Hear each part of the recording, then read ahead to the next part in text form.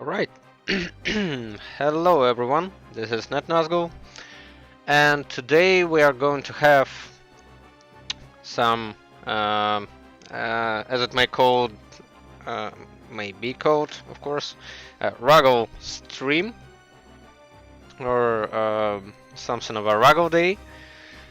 Uh, Today was chosen just that I had specific free time on Wednesday to stream it. Probably next week's I will at least try to do weekly streams, but probably on another day. I wanted to do it on Saturday this week, but this Saturday, if you know about it, is one-day tournament on Orbs mode called Rush, which is a mode of Tiberium down. So I wanted to leave that free for the tournament and not mess up different streams, as SoScared has gladly volunteered to stream that tournament for Orb.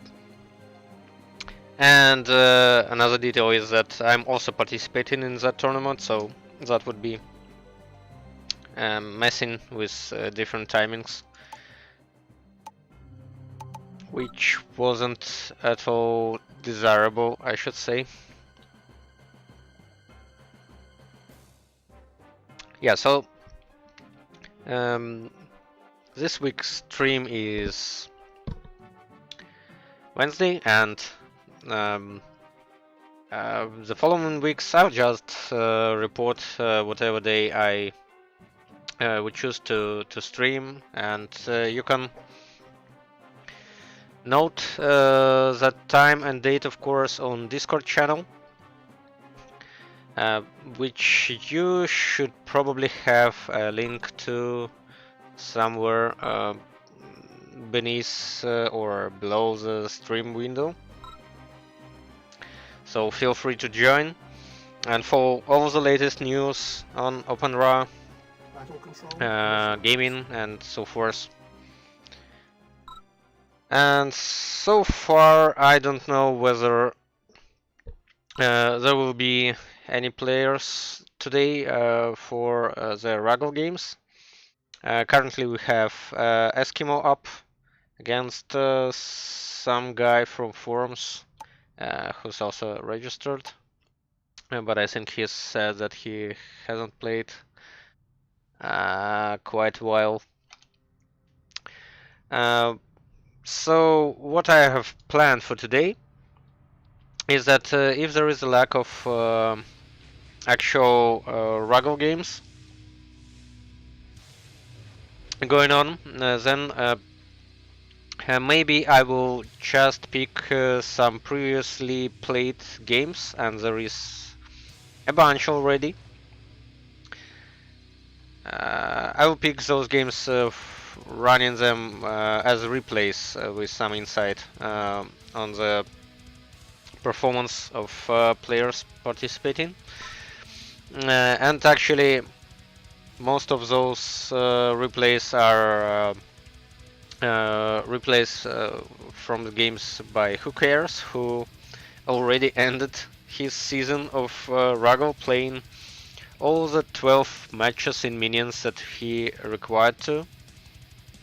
He did that just in 4 days, I think, since Friday, or was it Thursday?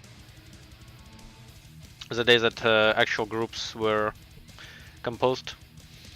So he knew who to play, and then went ahead and scheduled all his games and played all of them. Conveniently packed all the replays into one folder, into one archive, and sent them to me and to everyone on the forums as well.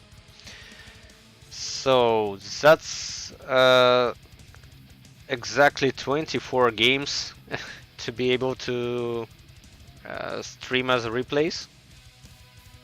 But I've only picked some of them, I think 4 of those matches, and also I have one match played by myself against ZX Ganon, which was on Monday, which I haven't actually yet rewatched myself, so that will also be interesting for me personally, and I hope it will be interesting for you to rewatch those games if you haven't done so already by downloading replays from the replay archive. So, well, that we can just look up how it goes in this game. And in this game we have quite an aggressive push by James Astenia, who did 4 barracks from 3 refineries without any war factory, which is kinda all-in like, just because a single pillbox denies all the effort he made into running that much infantry into Eskimo's base.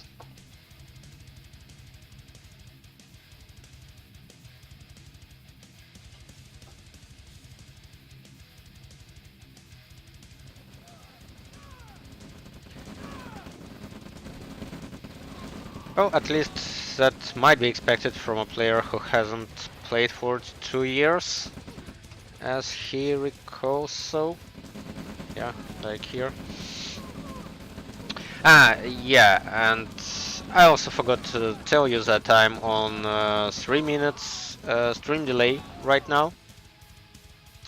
So any messages that you translate to me via stream chat, Twitch chat, will be only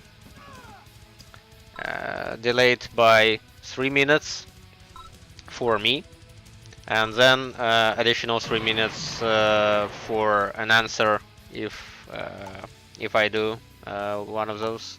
So that's 6 full minutes of communication delay between me and Twitch chat. So just remember that, and of course stream delay is made so that there are no occasional possible stream snipe or stream snipes or accusations of such events. So it's just better to have stream delay and don't have any questions about it than to have none and then have someone accusing his opponent of stream sniping. Just streaming it safe.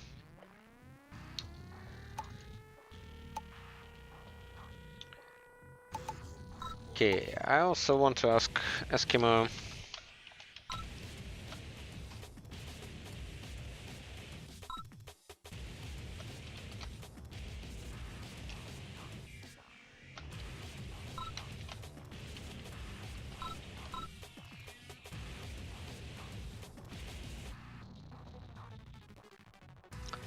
Because so far I don't know.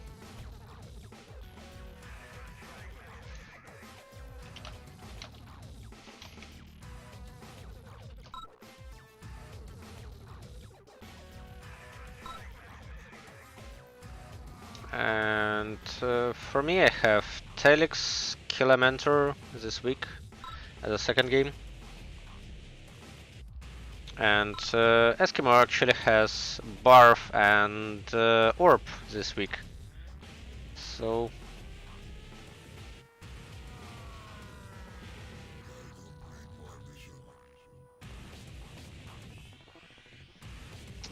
yeah, so if there is a possibility of Orb appearing on stream, then maybe we will see some action going on.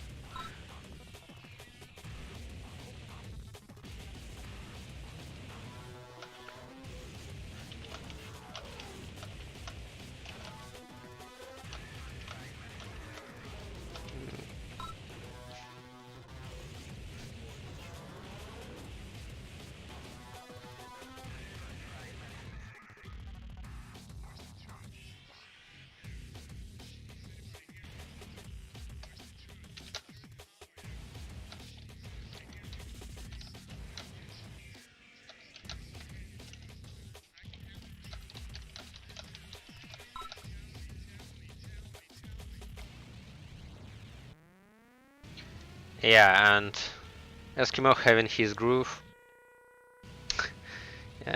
is bad news for me regarding the RAGL match. I may better avoid him today because on form Eskimo is a very scary beast. Uh, Back in season 4, was it? I think, or even before season 4, there was a time in summer last year where Eskimo appeared on the scene and was considered a very promising player, I should say. Yeah, no.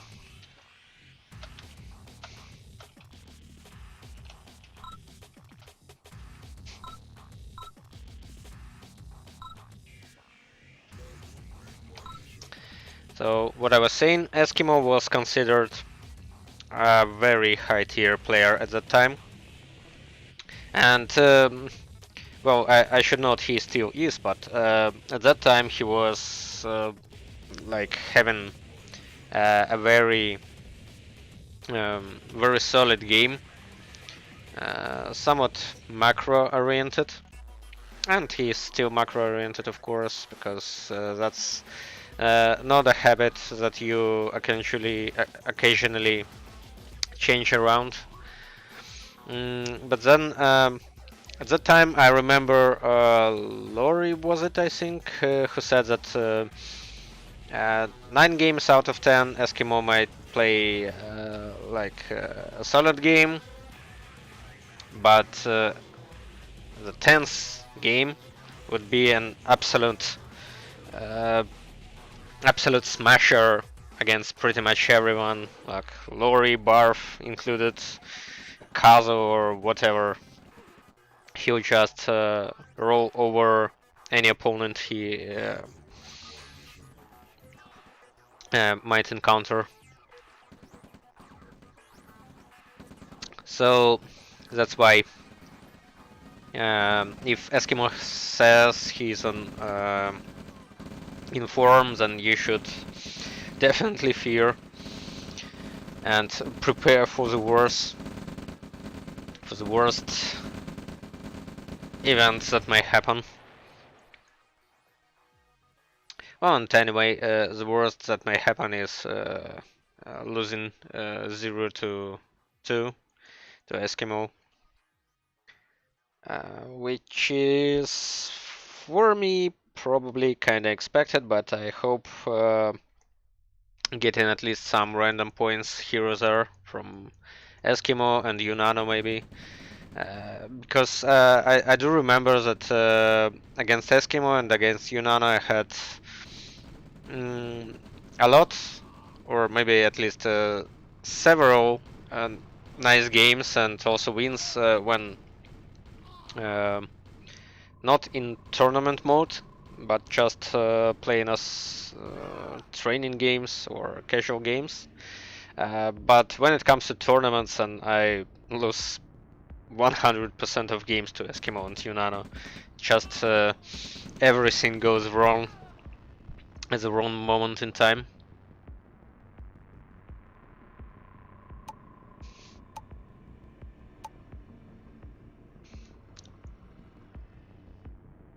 Yeah, and that's why I'm not that hopeful regarding the games against those guys. But if you have seen the game of Oops or Ups, I don't know, it's I think if it's German, that it's probably Oops. So if you have seen a match against of Oops against ZX Ganon yesterday, then I think it's the best example of how RAGL evolves around. That it's that you should expect upsets around. and you should be aware that even um, those players considered underdogs still have a chance at taking a valuable point out of those who considered like top 4 or top 6 flyers, like Barf, Zergs Ganon, Five Faces, who else? Happy, Orb, Yunana, and Eskimo, probably.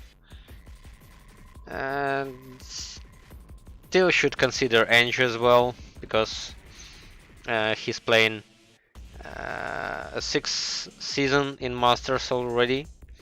I think it's the only feat compared that for Barf as well. Those are the only 2 guys that. Oh wait, and Five Faces also. Yeah. So those are the only 3 guys that played every season of RAGL and every season of RAGL in Masters League.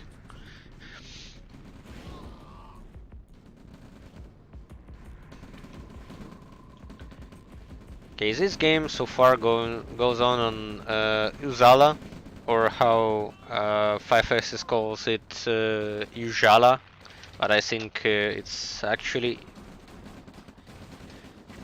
should be called Uzala, because well, I take that back. It's actually it should be called Uzala because it's named after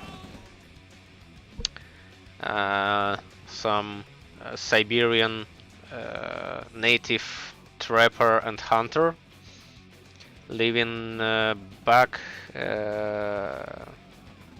in the second half of 19th century.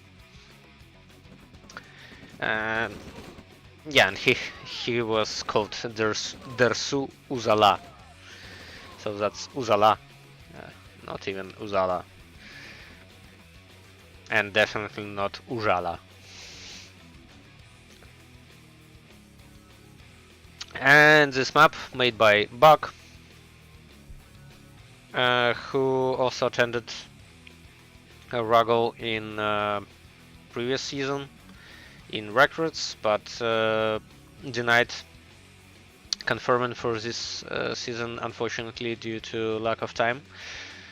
So this map actually somewhat promotes base pushing around, just because those juicy double mine center ore patches, which are completely in the open, and you do have some space to operate with some buildings, defenses, unpack your MCV somewhere around here or here and harass the point of attack. Harass the expansion of your opponent, I should say.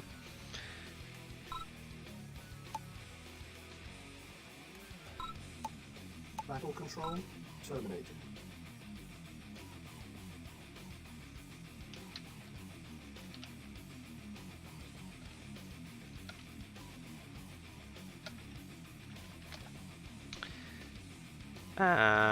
Okay, commentator Jur asks for credits, which were the thing on Five Faces stream, but there is no actual bot for me.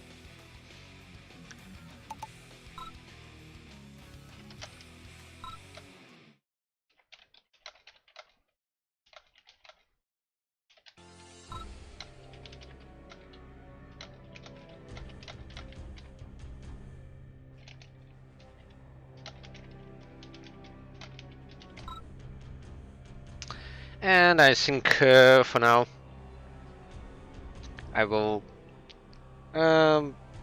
try to rewatch some games with you. I hope you are interested.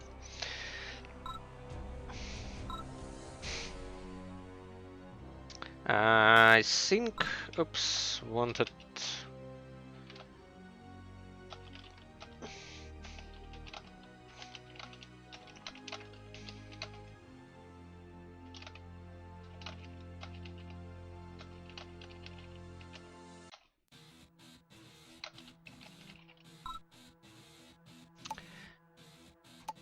Okay, and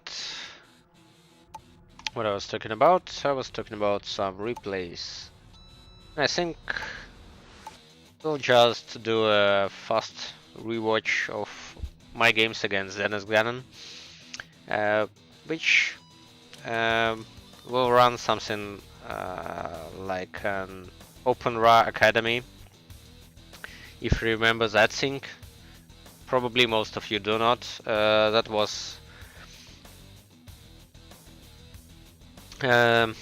stream or cast format by Five Faces, where he rewatched his RAGL games with analysis of what was happening there. And that's something I will try to do right now, rewatching my game against ZX Ganon. And the first game I was picking them up. It was a shared responsibility. I'm doing some shit talking in chat just because ZX Ganon typed have fun instead of a courtesy good luck have fun.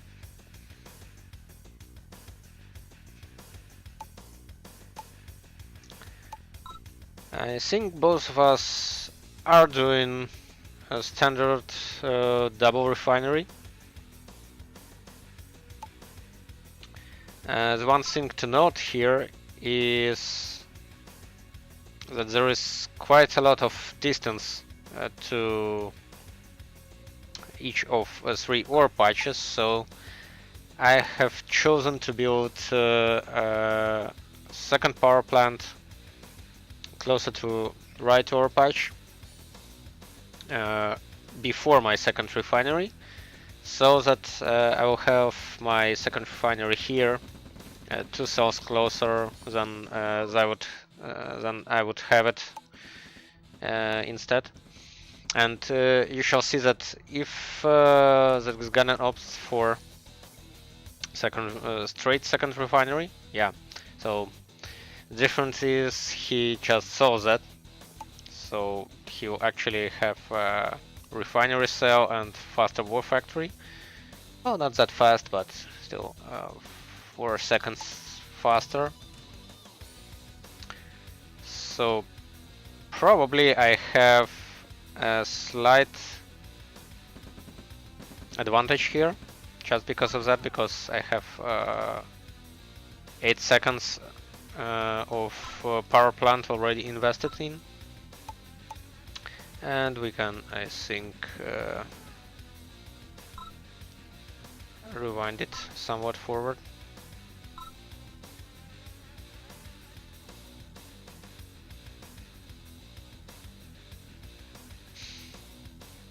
Okay, so there is second power plant. I already have 2 barracks. And this is a point in time where ZX Ganon opts for a small push on my ore track here. And I'm trying to use this ore track as a soak sponge against that infantry, which kind of fails. Because of appearing APC here and because I lacked the proper infantry count here. But then I've already built a third refinery.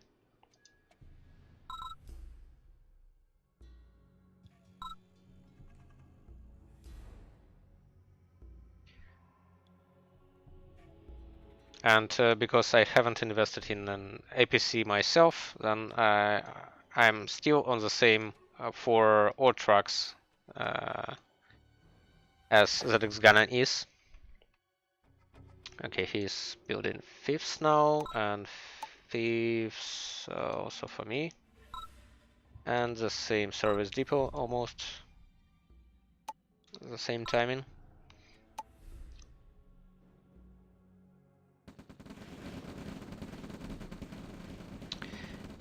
And now, okay, that ore truck may have been also a bad loss, but you can see that at this point in time, that Ganon's third refinery, or actual fourth refinery, is still yet to be built, and the second refinery that he has just quite a lot of distance to the ore patch. So that somewhat delays him on the assets. Okay. Okay, that was an okay flame tower just because I couldn't place it here because of ore growth. And has destroyed count. It's gonna has double just because of those two ore trucks. And now I take some of that back because of an APC. And that is gonna has more ore trucks, but I don't think he has better eco at this point. Because he also has one of the ore patches depleted.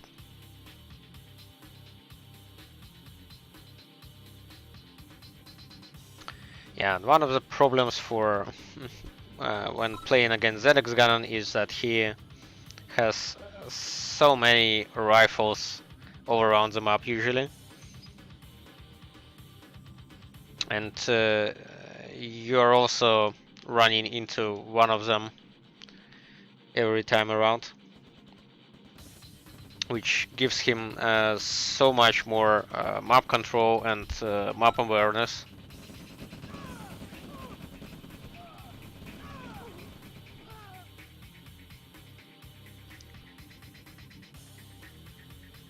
Like here on the top, he'll pretty much cover most of run-ins around here. And here comes a nasty heavy tank for my ore truck.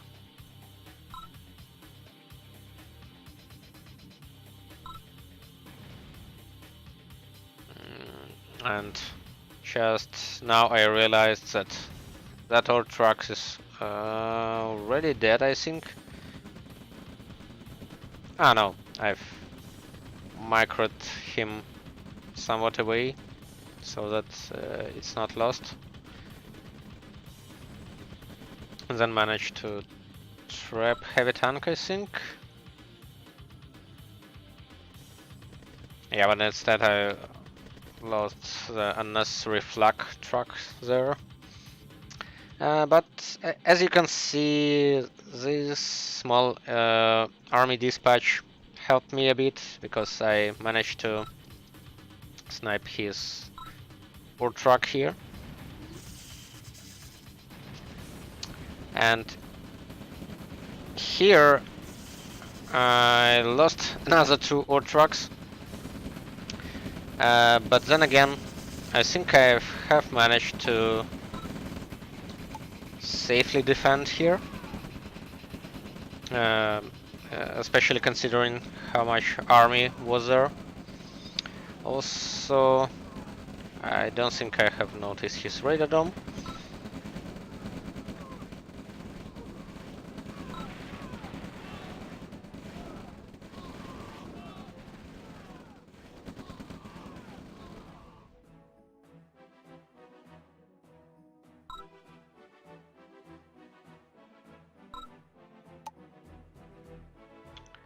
Regarding a waste, we can see that the destroyed count is pretty much almost even. And I'm losing on harvester count, but yeah, I'm slightly behind in eco here. But then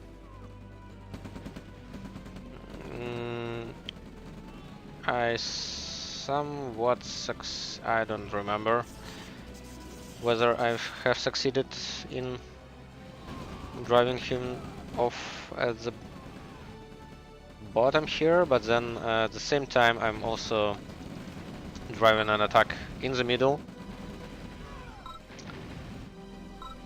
Yeah, and that's what one of the major mistakes in this game, because actually I could have at least put that construction yard into red zone, but then I diverted my attention to this middle fight instead, and haven't noticed that all my army is completely idle here.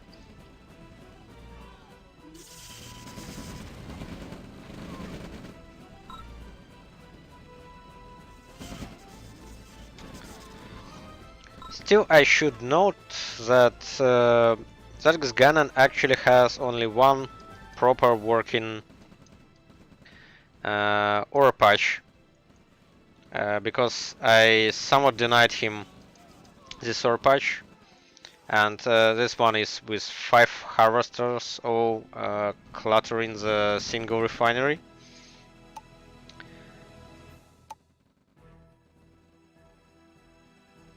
So my aggressive expansion on the top that went unnoticed by Zerg's Ganon. As you can see, um, if I were to hold this position for longer and deny him proper expansions, then I should have been good. Maybe in a minute or two. So that was so far I think the game for me to lose. Actually, the game for me to win if I were to play properly. Yeah, now you can see that all those 5 harvesters are just idling on an empty ore patch. So actually, I will do Ganon a favor by clearing this empty refinery, but he did a good job transferring them away. Yeah, and the second major problem for me in this match was this single heavy tank that is going to my completely unprotected top ore trucks.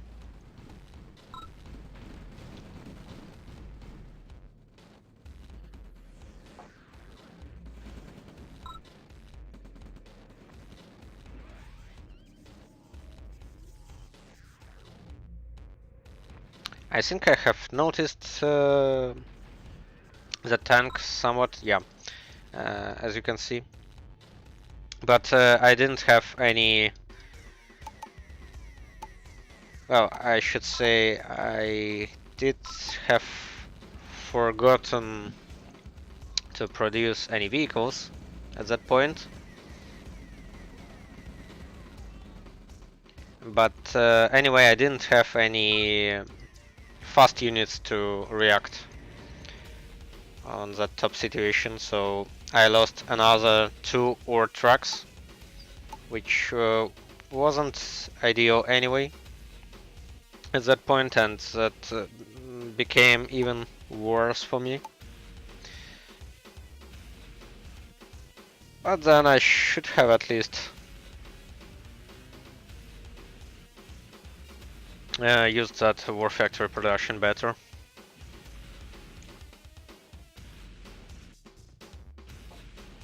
Yeah, James says, Tinia, welcome back for the competitive scene, if that's what you're up to. Feel free to watch for a plethora of Five Faces streams and casts, and also a lot of replays, active games going on. And so back to the game, it's just a clean out by Ganon at this point, because my economy is in somewhat bad shape. I don't even have an airfield, let alone don't even have any planes, of course. And he's already at tier 3 tech, at shock tech, and having also a mammoth tank, which I have absolutely nothing to deal with.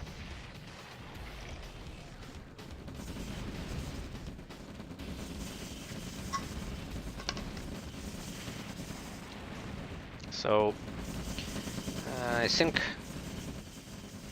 I've held for several more seconds and then called it a GG.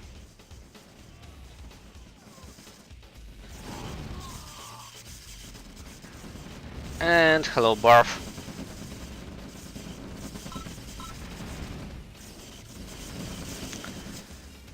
Yeah, so what should I note from this game?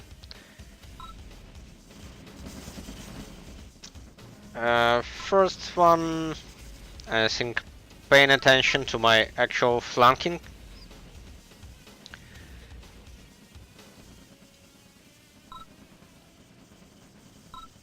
Because if I flank, I should actually use those units to full extent. Because idling them, I just don't get the needed profits from it and just waste a lot of time moving them around. And then the second problem was losing a lot of ore trucks along the game. I think that was as much as 4 or 5. 2 or 3 of them losing just on this ore patch. Probably I should have taken these two instead for the first time and then cover this one with a Tesla or something. That would have been a little bit more safe. Battle control terminated.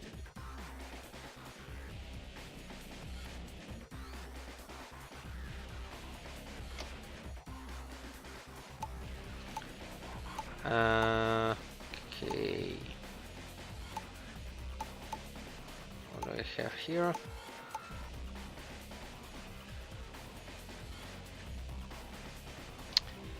I need to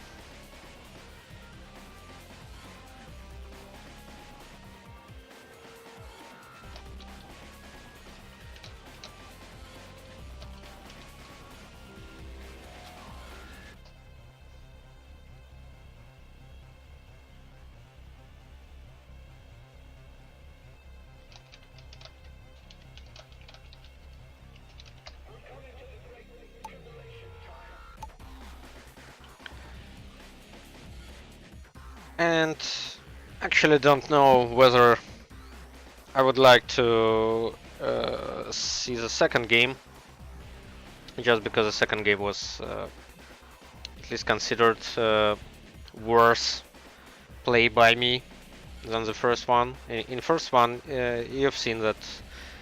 Um, I think you can tell that I had a chance at winning that.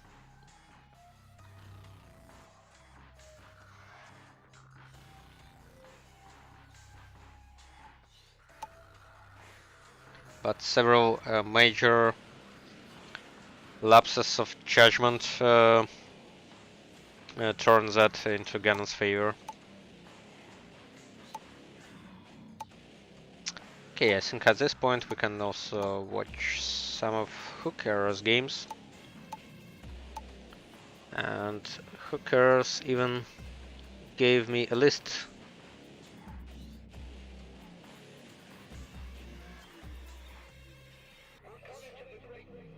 of which games are more interesting and which are not. And the first bunch will be games of Hookers against Mechanic, which are 22 minutes each, but we can watch them at 200%, so that will be twice as fast. Battle control initialized. So the game is played on Forgotten Plains, which is a heavy eco map by Eskimo, having a total of 18 mines, I think, plus 4 oil derricks. So that's 9 mines per player and 2 oil derricks per player. And we can see straight away that who cares opts for a faster war factory from a single refinery and even skipping a barracks, while Mechanic is doing a standard 2 refineries into war factory build.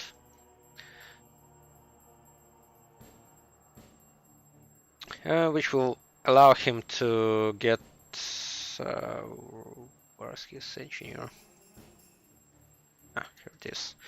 Which will allow him to get 2 loaders faster, but as you can see, fast APC from a straightaway war factory denied Mechanic even a second loader. Never even saying about third and fourth one. And now Chaos is somewhat ahead in tech because he's already building a service depot at 330, which is quite fast. And a standard timing for 4 ore trucks, but he's now having 5. And he's building an MCV. Yeah, so his MCV got slightly delayed due to the 5th ore truck, but it's still quite fast. Well, Mechanic is only now building 1. Okay, there is a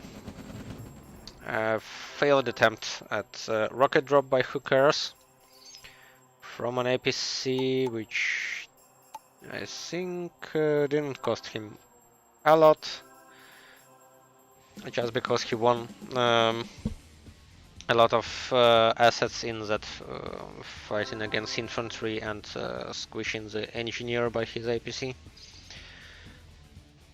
And even not mentioning that Who Cares was faster on MCV, his expansion and his opponent's expansion are almost at the same timing.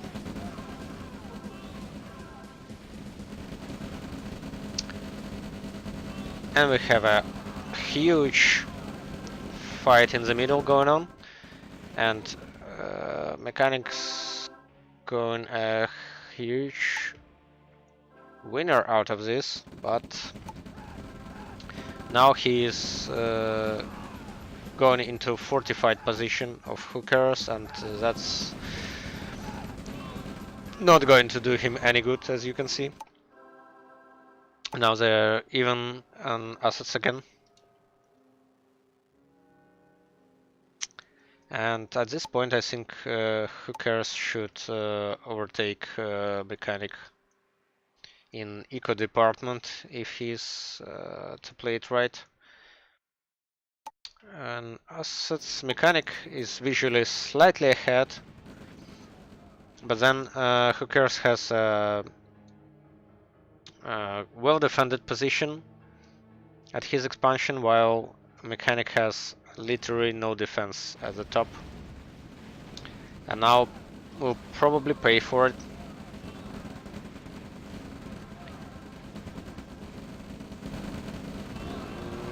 Yeah, so let's see what he gets. He gets an MCV, Lucky Snipe with a heavy tank. He also gets a refinery and denies a lot of mining time. And now he does run at another spot for himself. Oh, and that's a very lovely snipe on Heinz as well. So if we consider destroyed and assets, I think Who Cares should be in leading position now, but that MCV is probably going down as well.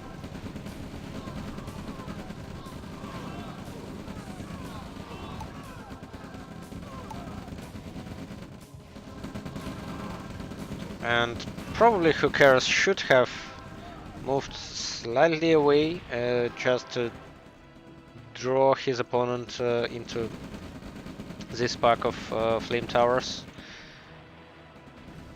but instead he wasted a bit more than he should have to.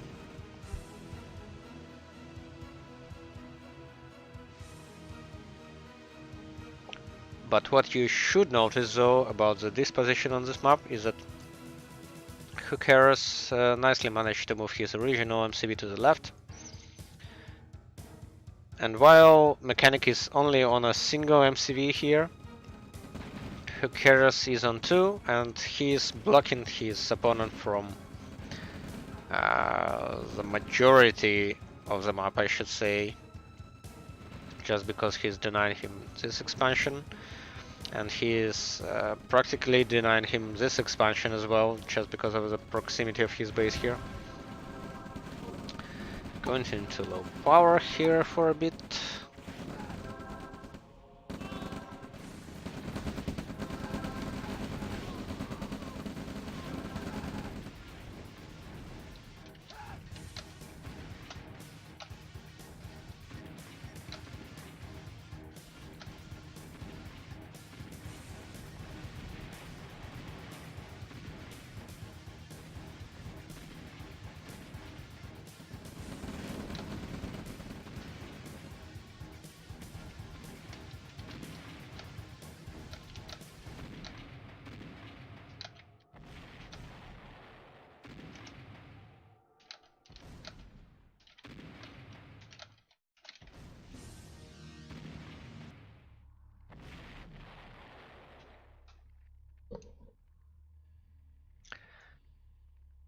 So, back to the game.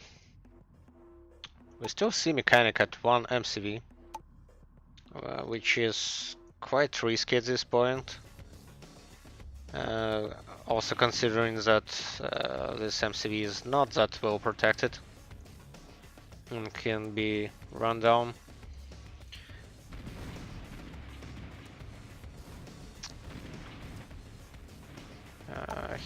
Here we also see that Hukaros got slightly careless because he built a forward radar dome, but he didn't have any air to clean those artilleries around, so lost his radar dome here. And okay, I've missed that. There is a second MCV by Mechanic, but I think it will just go down right now if Hukaros is in any capacity attentive in this game, which he should be. That blob looks scary, but oh, and it is scary. Also considering that there is no V2 launchers in Hukaros army. But I think Hukaros trades that somewhat evenly. And if you also see that Hukaros has more money currently, just because he has more expansions, then you'll probably guess that he can even allow himself to waste slightly more money than his opponent and still come clean.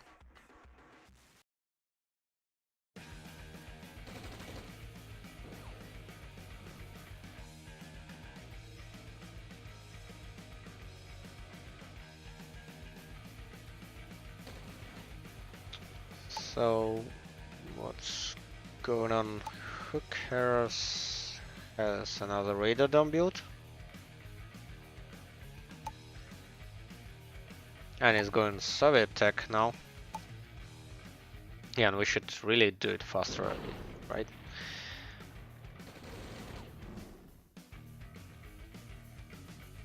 So I would say that it's this game is for Hukaros to lose right now, because if I were him, I've already did some flanking attack on his main base, just because it's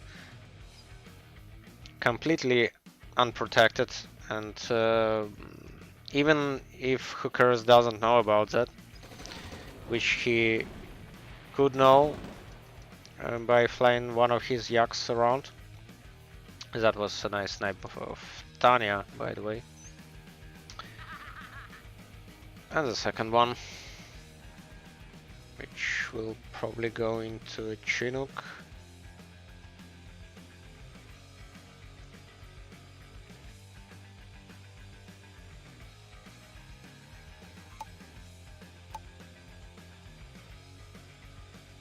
Interestingly enough, Mechanic has a spike in eco, probably due to a lot of harvesters diverted to this unused ore patch.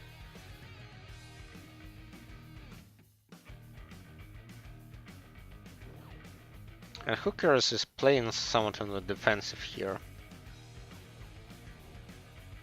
Still, even though he has the initiative of early wins. And let's see how fast Hookers notices the Tanya in his back. Not fast enough. Loses one war factory, which is not that much considering that he has already built another one. And here is probably the main clash between the armies, which can really go very good way for Hookers because of that quite good Iron Curtain, and Mechanic should definitely have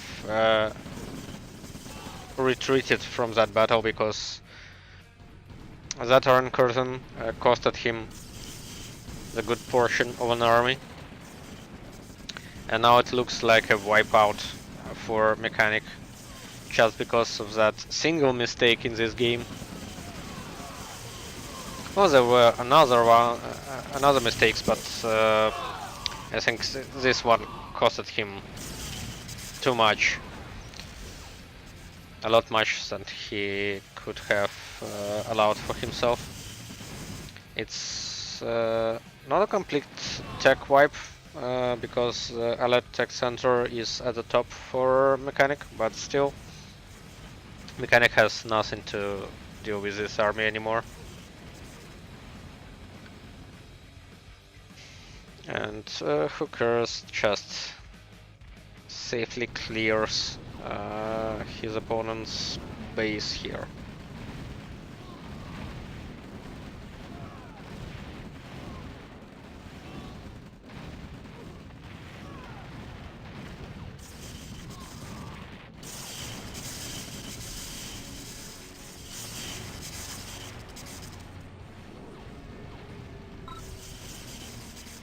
Yeah, GG is called. Replay is stopped. Let's see what we have in lobby here.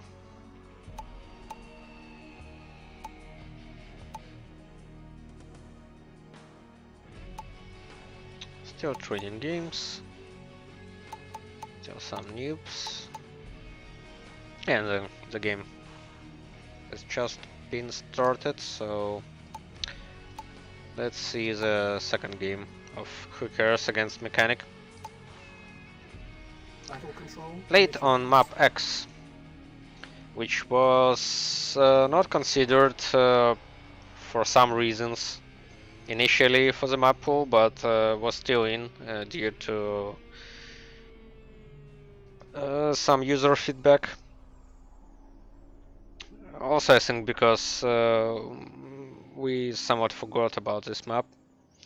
But still, I consider it somewhat artillery prone, but you can say just the same about pretty much every small map there is in the map pool, like Snakes and Ladders, of course, and to lesser extent Stanica. We have seen a completely failed attempt of hookers doing a grenadier rush and going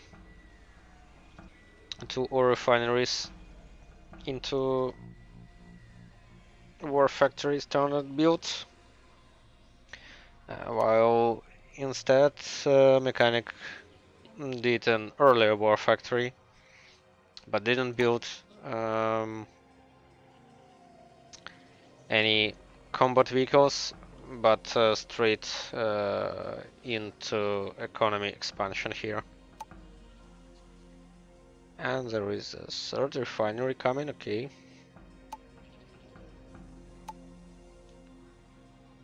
And hookers will still be faster on his service depot.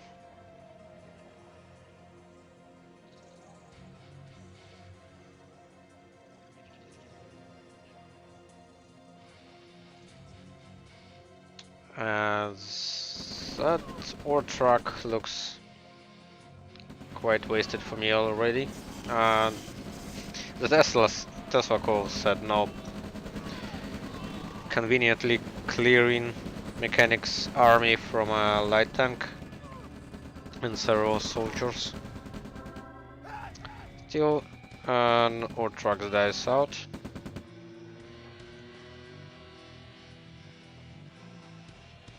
And here is a faster expansion by hookers.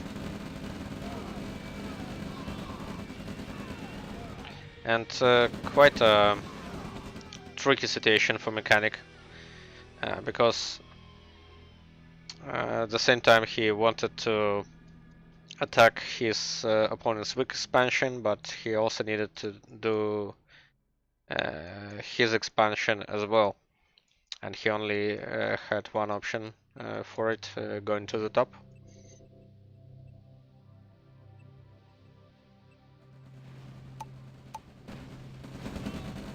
Okay, and here we can see that Hikaros tries to make that expansion also a base push, which should work nicely on this map just because there is a very short distance between this ore patch and this main spawn double mines.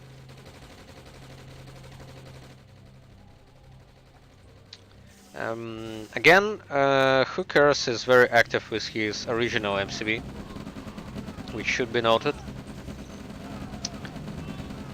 And let's see that Hookers successfully defends his offensive position here. I think it reverted to somewhat into status quo, with a bit more assets destroyed by Hookers, and also leading just a single K of money, or actually, no, not anymore.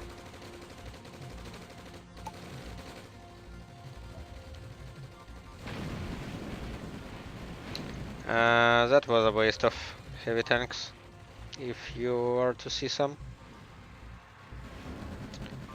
And that was a very nice attack by Mechanic, even though I think he didn't know about his opponent's MCV move out. And Hookers moved his MCV just in time to build that Tesla coil.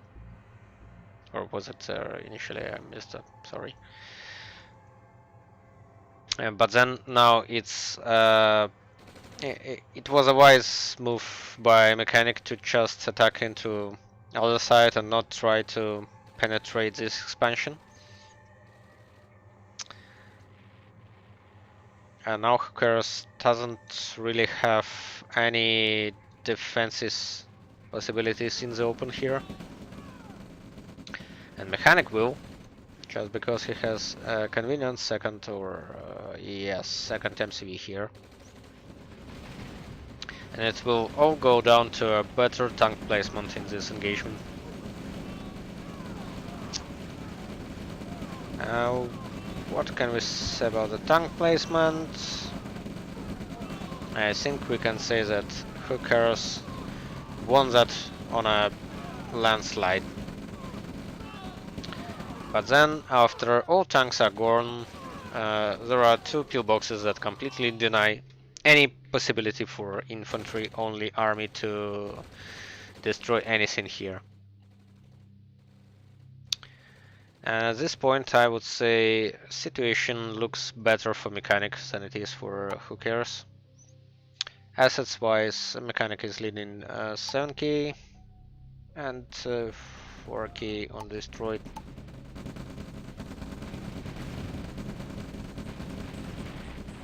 They are somewhat even on money, but Mechanic has one more active ore patch to grab.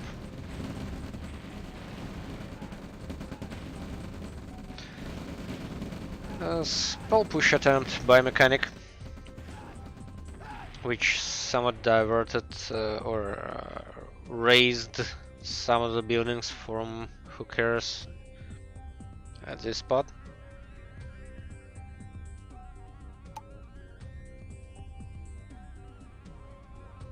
And here's a nice infantry only run, especially considering that there is no MCV here, which is countered by a very nice orb-like tank attack on the top, which shall now run away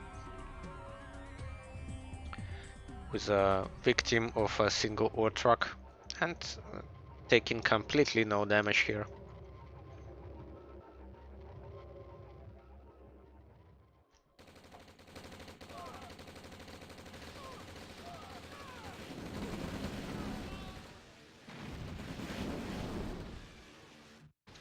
Finally, I think who cares noticed that there is a lone ore patch on the left,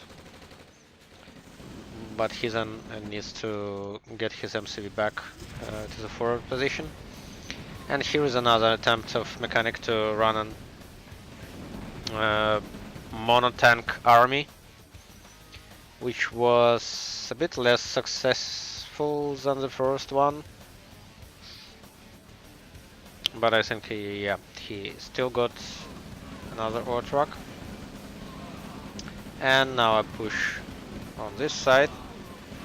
And who cares should have had his tanks 1 or 2 cells forward, which would have led to even better concave here. Still another minor exchange. And nice damage soak pillbox, which got the full blow from a Tesla coil here. Again, better placement by tanks from hookers.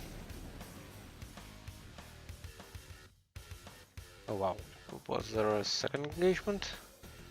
Or it's at those soul tanks?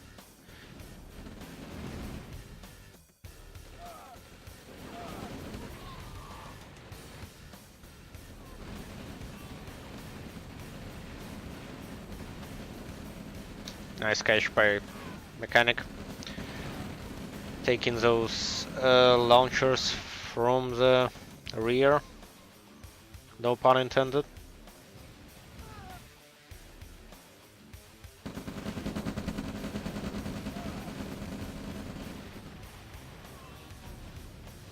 And I think hookers went for tier 3, which is in Ukraine is not that beneficial tech-wise, because you only get a demo truck. You still get an iron curtain, but you need tanks for that, and hookers has several, but still I don't think that's enough for any kind of push. And at this point in time, when Mechanic grabbed double mine from hookers, I think it will only go one way. It will go Mechanic's win.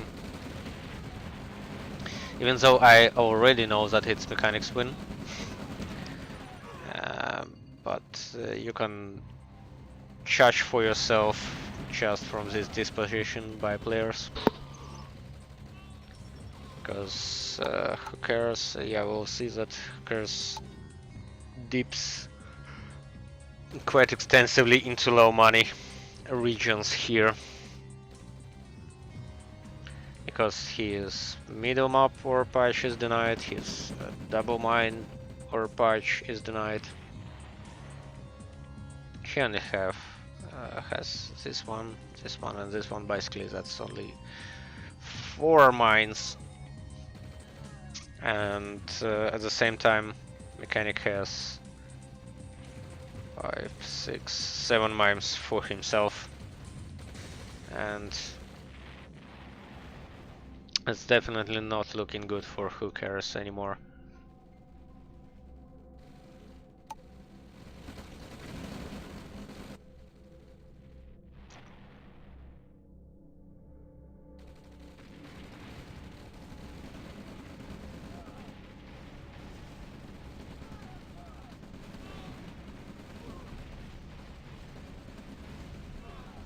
Oh, okay. So as we can see, this game is ending on. I think we should have a RAGL match, but probably I missed that.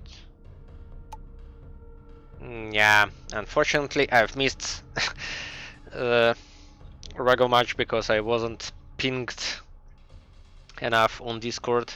Also because Discord safely disables all the sounds from it, and pings don't go in. Hopefully we'll get into the second game at least.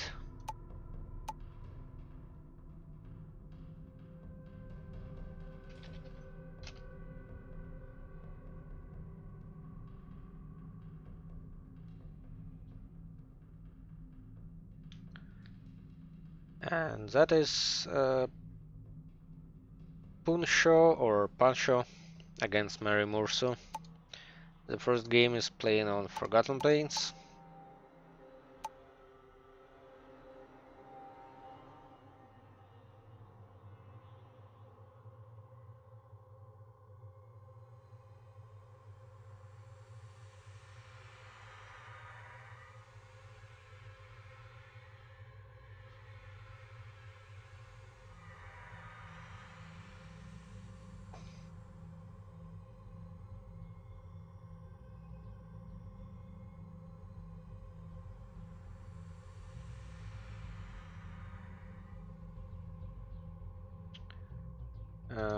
Right, so I hope stream is still working properly.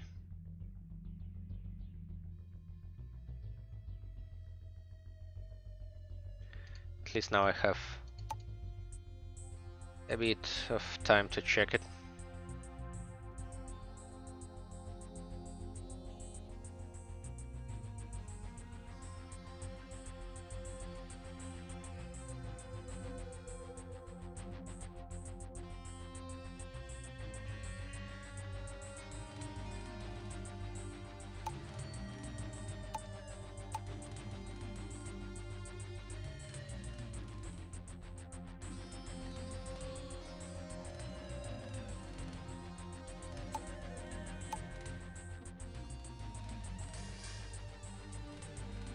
Yeah, I think it works. And okay, and Dragonov informs me that Hienops will have a match tonight.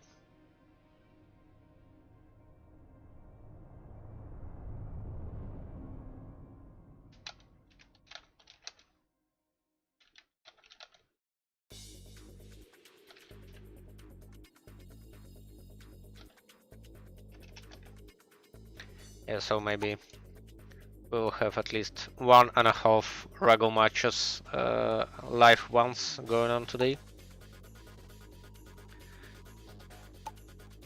At least hoping not to miss the second game of this one.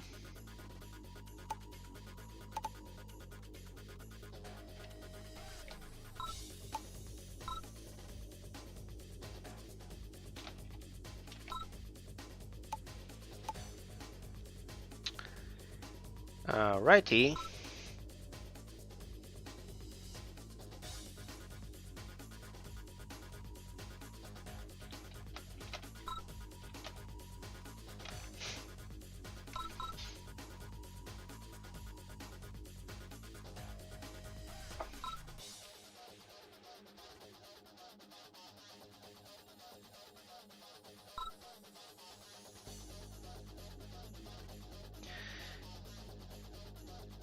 Right, and we have the second game of this minions match between Punsho and Marimursu, having on Uzala.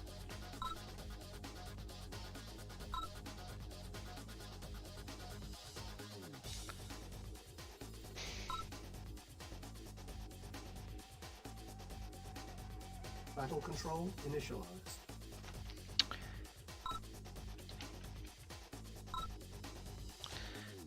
Switching to team. Right, so what do we have here? We have a Soviet matchup, Marimursu playing Russia against Anpan playing Russia as well. So that's a Russian mirror.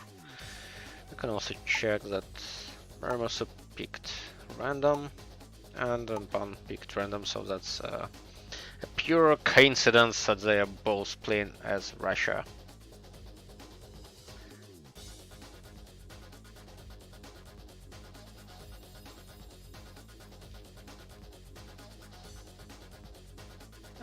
Interestingly enough, Marimursu decides to go engineer first, which might be risky just because those infantries are running wild.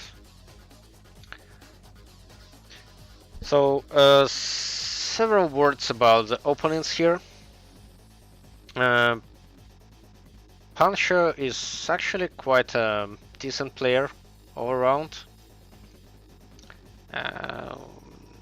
He fared, yeah, that's what I was saying. That early engineer hasn't paid off at all. So Pancho played quite decently in his pre-season build-up. Won a game against Point One. I think it was a game on Badger Hills, where he was showing a very nice set of skills for aggressively forcing Point One to defend on all fronts. So taking the game in his hands pretty much from the start there. So I think you should expect Pancho to be one of the contenders for the top spots this season, definitely. And yeah, we'll see about that, because there are quite a lot of interesting players around, like Odorless, of course, Hookers and Mechanic that we already know from previous seasons. We should see that Zagzorn keeps up, or rather brings up his good form from early seasons. I think, if I remember it correctly, he was performing very well in season 2 back then, reaching as far as first or second place, but then forfeiting the season and the league whatsoever,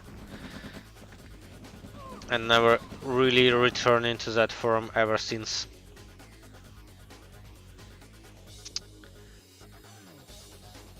Okay, and at the same time, I cannot really say anything about Marimursu because I haven't seen him playing yet. Yeah, and that was a very easy mistake by Marimursu, not paying attention to his engineer and 2 rifles getting destroyed single-handedly by just the same amount of rifles and not doing anything with his APC.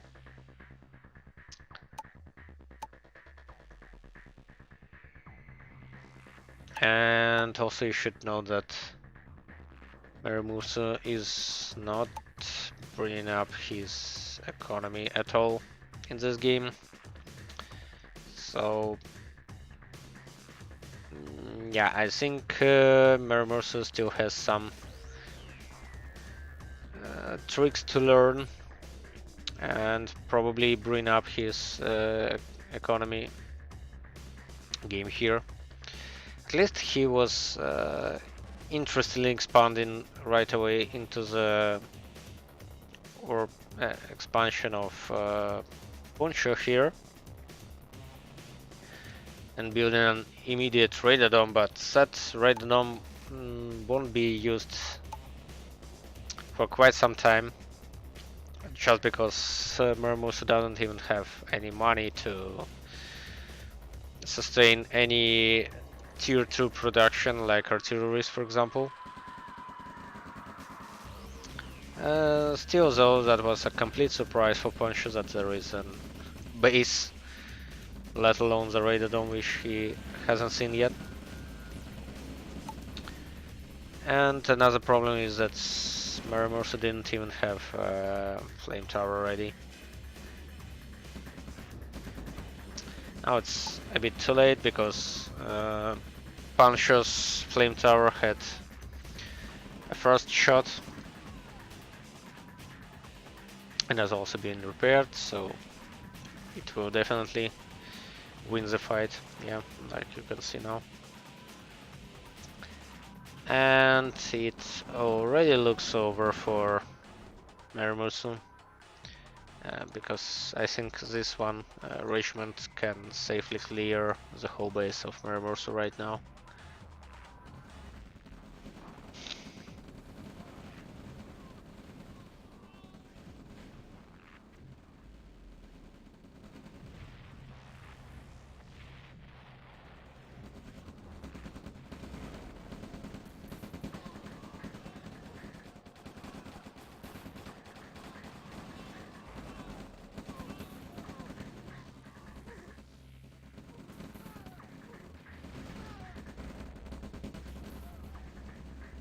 So at this point we're just waiting for Maramusu to give up in this game.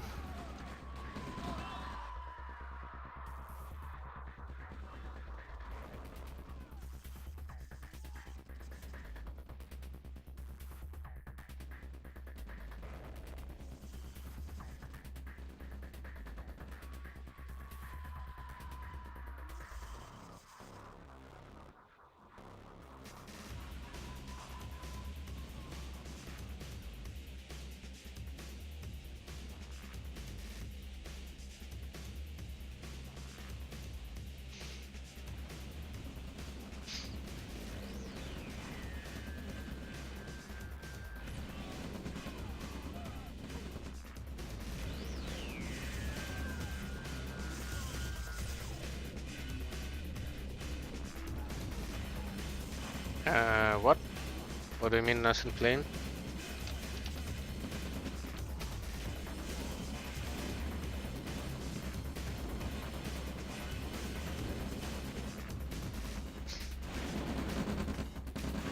I hope I'm still streaming.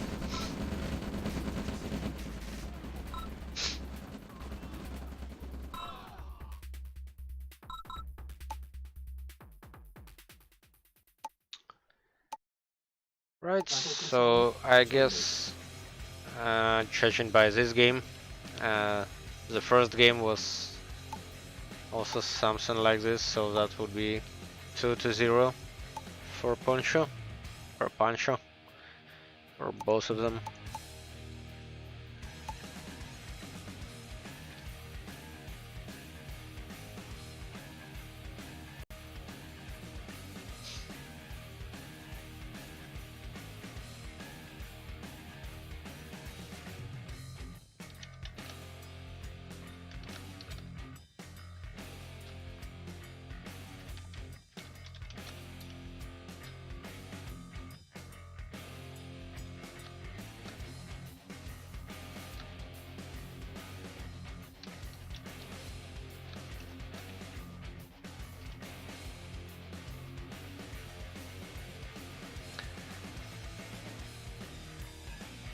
Okay, I hope we are still having that Dragonov versus Oops game today, live on stream, depending on when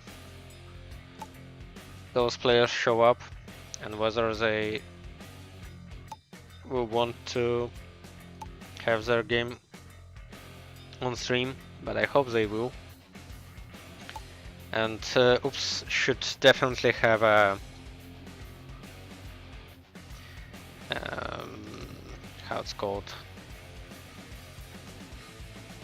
psychological advantage from yesterday's game, taking a valuable point from ZX Ganon. That was some kind of spoiler though, but well, you should definitely see that game, I suppose.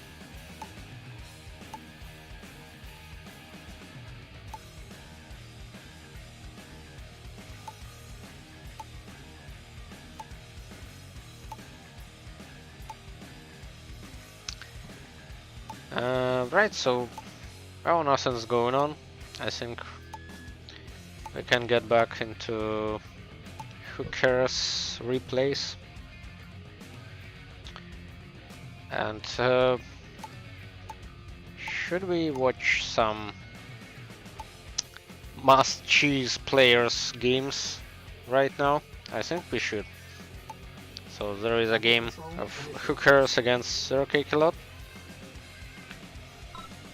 Who Cares starting this game on Mapex as England or Britain, like So Scared calls it. And RAGL starting as Russia.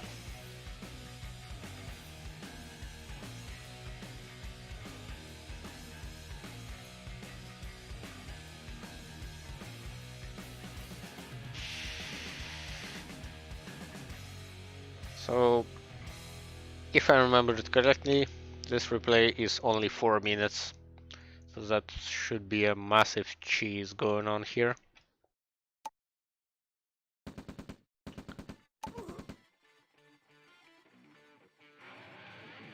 Yeah, the first pack of cheese is Who Cares getting additional $50 by destroying a spy in the middle of the map. And now several grenadiers fail on the left side. Let's see how it goes with these 3.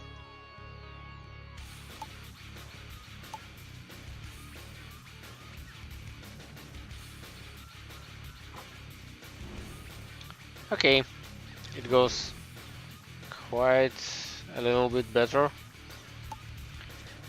But instead, Who Cares decides to sell his refinery for whatever reasons, even though that won't help him in any way because he's 0 power and he's still in red zone. Just because of that.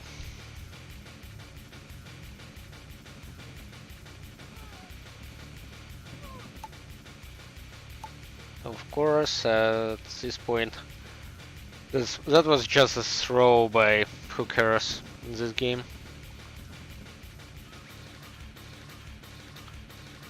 And I don't know what he's doing.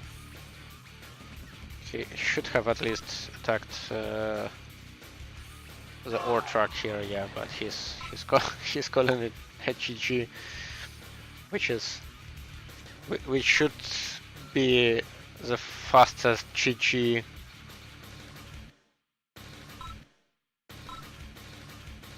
of this season at least.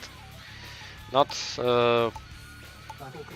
faster than Happy's 3-second GG of his opponent in back in season 3, I guess.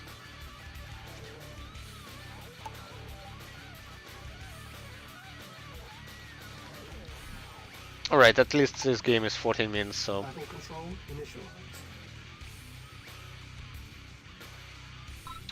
And about the music, yeah, I think I can set it up just a little bit more.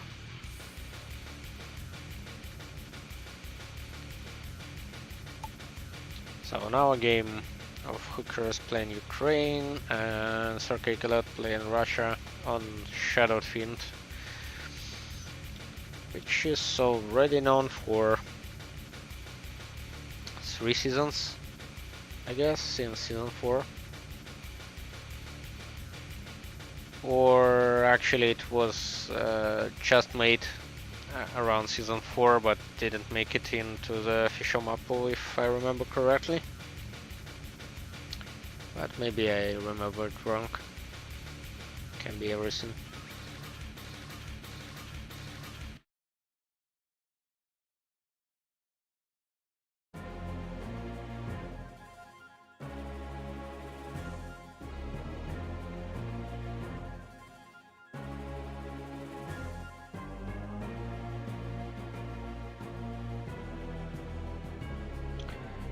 Who cares? I suppose I'm not just got some early rifles around, but nothing fancy. Like, wait. Actually, I think Who Cares lost an engineer somewhere.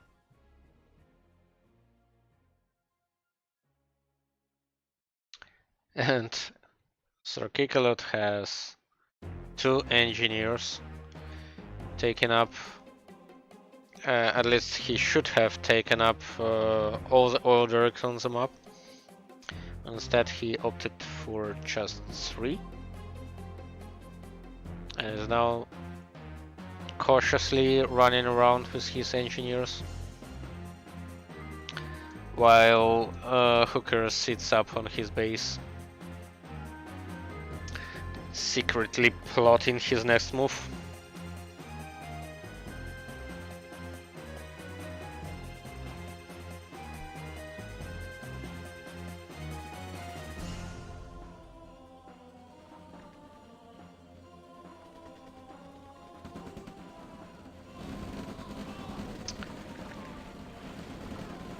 Jans Kikalot didn't take up long to try and finish this game early. And that was definitely a nice attempt at attacking the base of Hookers, destroying I think the radar dome, was it? And Hookers is still building a second one. Now we do see some thieves, which is a very rare thing, let alone in a RAGL match. Oh damn, that was big golden to take an APC with an engineer in it. Still, I think the engineer would have been Who Cares, not Sir Cake Alots.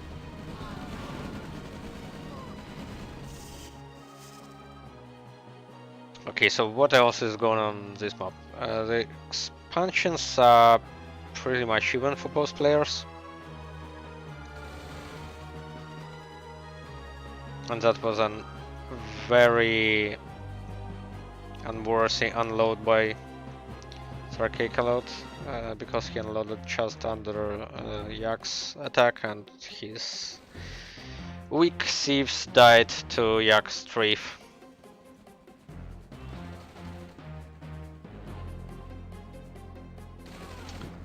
That was a nice snipe by Hookers.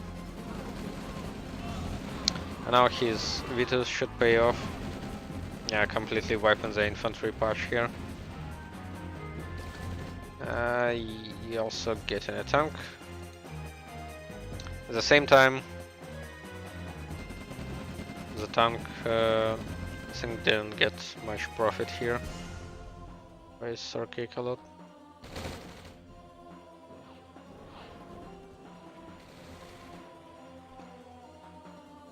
And again, you can see Hookers expanding with his original MCV.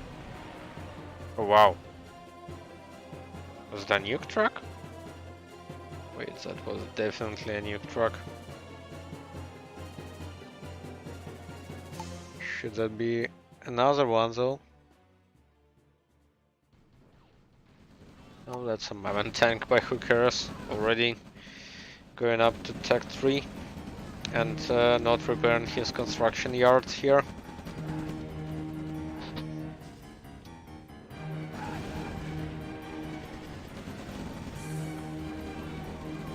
So that should be an unexpected tier 3 for Sorcake at best. And probably that demo truck destroyed something important of Sorcake because he sees that he lost a lot of assets here. Yeah, that's a lot of difference in destroyed also. And Sorcake lacks assets very badly. Also because he has no expansion on the left. And a nice power bombs to boot. And a nice power drop. Which concludes the game here for Hookers to take his point.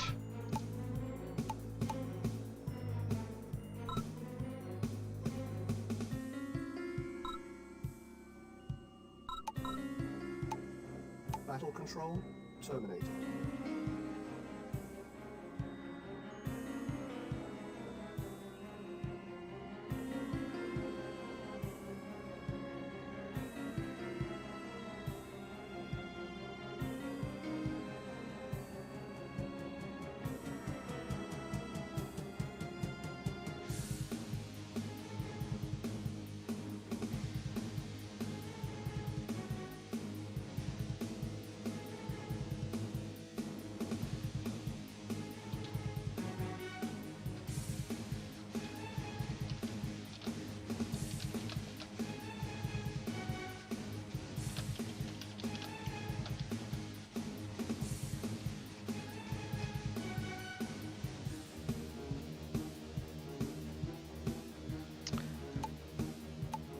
Right, so what about actual live games here? Eskimo still having his training run, so let's see something of that.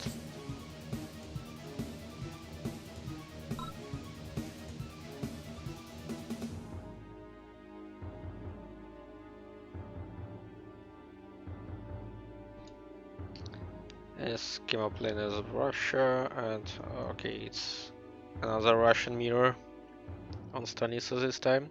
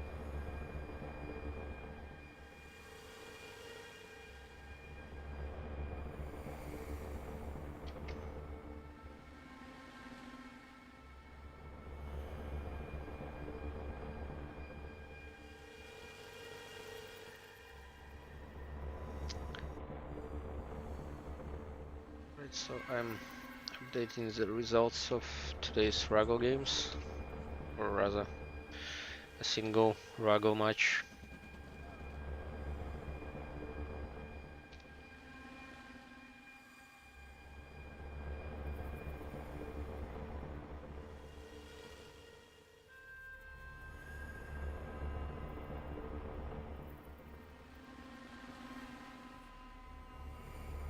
Oh, what about these games then? Interestingly enough, both players take the faraway oil derricks and not the closest ones.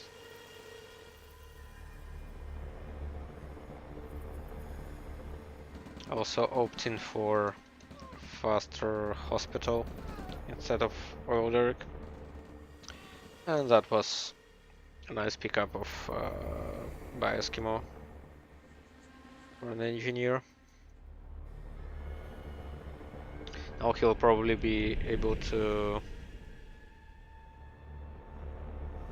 Wait, at first I saw that it was a fake power plant, but then I realized that it's Russia. Russia doesn't do fakes.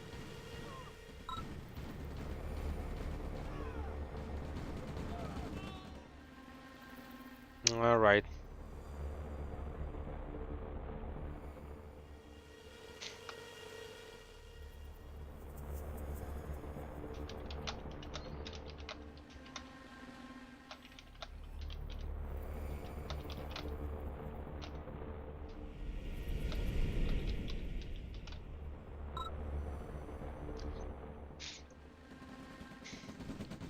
Yeah, so some fun chunks about brutal AI.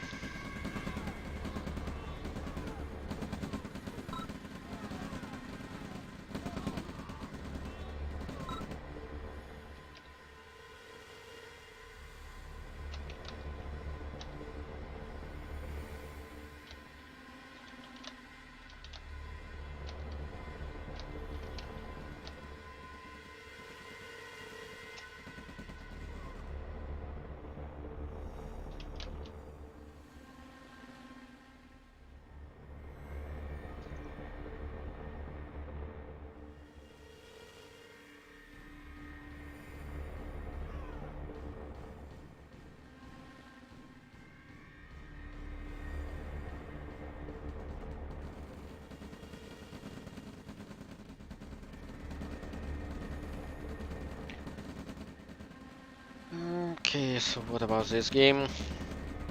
Now we can see both players expanding to the same part of this map, which might produce some volatile engagements here, depending on how the connection by both players go.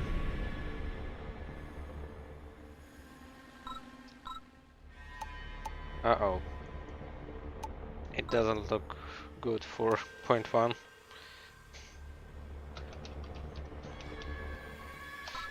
the, the worst excuse for him.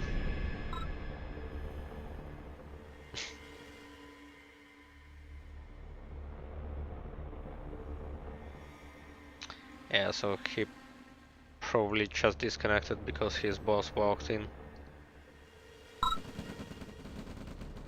Maybe not.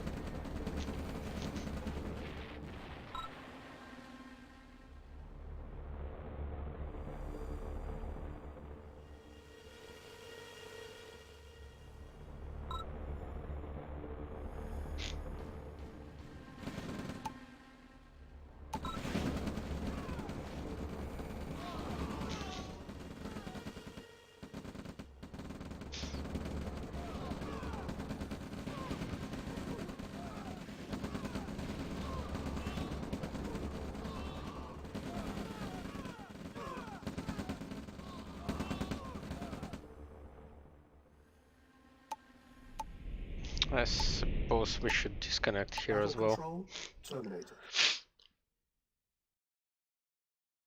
Ah, that was unfortunate that we don't even have a nice practice game for us.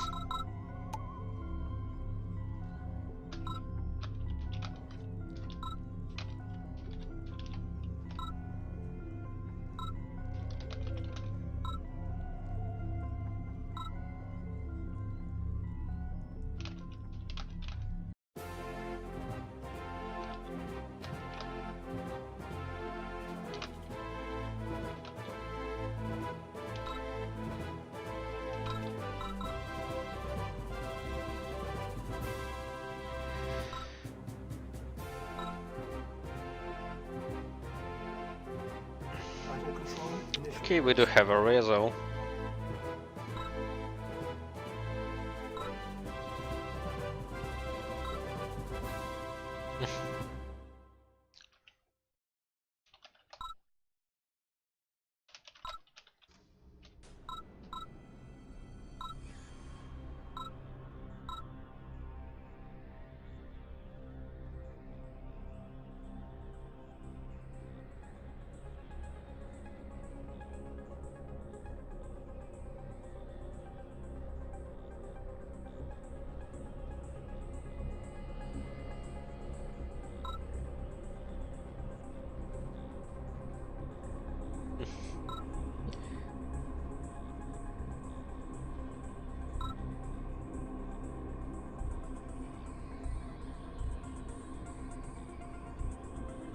Well, at least Eskimos spared those sick people their pain.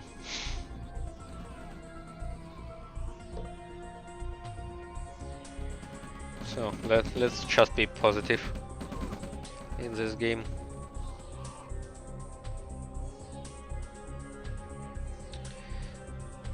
This time there is no fancy far-fetching oil derricks for players.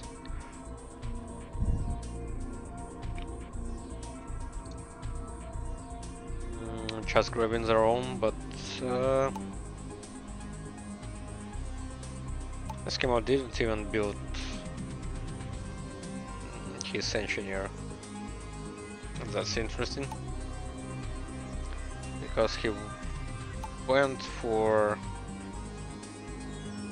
a single refinery into War Factory, and is now building an engineer, which is quite a lot of money, actually. And probably he will stay at 0 for quite some time, also because he built a mobile flag.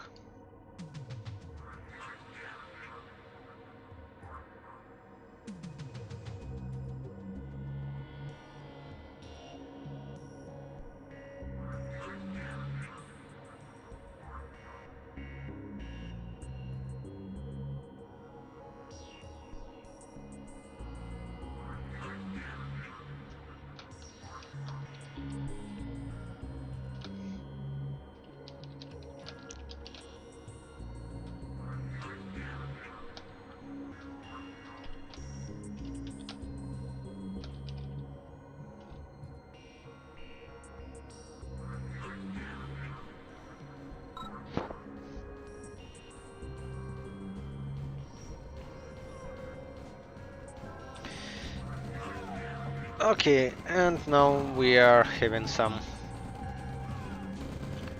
early engagement in the middle, which went better at first for Eskimo due to presence of his mobile flag providing vision, but then the Ranger came in. And let's see if that engineer... no, it doesn't finish the job, unfortunately. No hospital for Eskimos this time.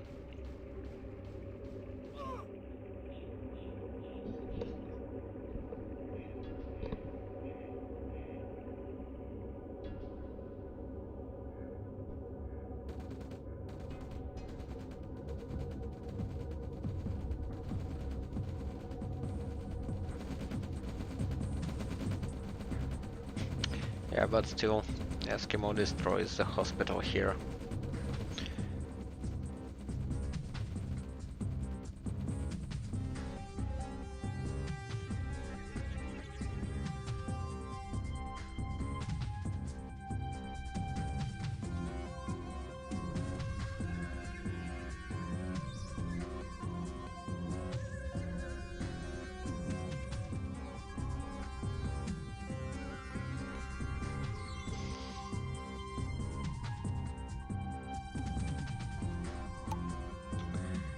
So regarding the expansion options for both players, again, both players are opting for the bottom route here, but now they are also opting for the same ore patch as well, and the hosts don't know about it. But I think Eskimo has a bit better position here, especially if he doesn't lose his flag. At the same time, point one probably can have a major damage at the top, and I don't know how much of that is for Eskimo to know. Yeah, now it's everything. And let's see. Well, even if no ore trucks go down, then it's still a lot of mining time damage here by Eskimo. Also tried to do a lucky war factory capture, but as you may know, there is no building block by engineers starting from the latest release of OpenRA, if I remember it correctly. So that engineer was just for a flavor if he didn't capture anything.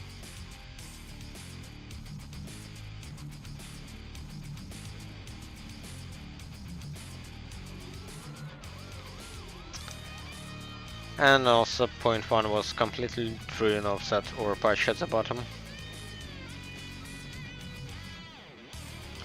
So now he should...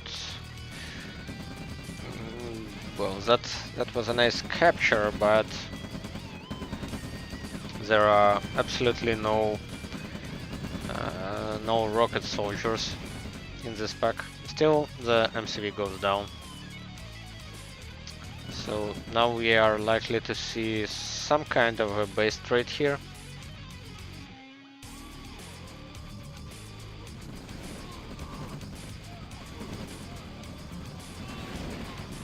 Depending on how point one reacts. He has a bit more to lose here in Eskimo. That's a nice cage though.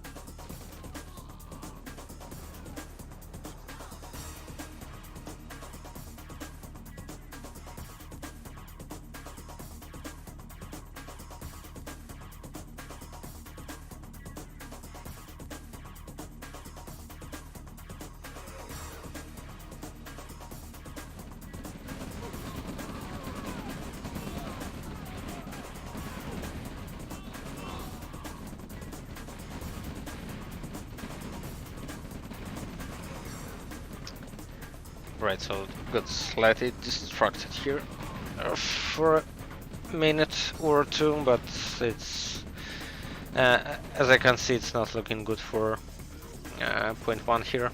Completely circled and being attacked on every front.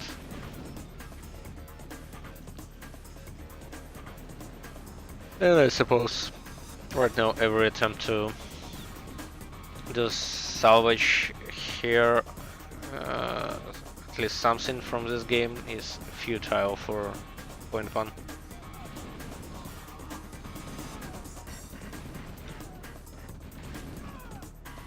So if you take point one as a general performance marker for other players, then I suppose you can see for yourself that Eskimo is on fire right now.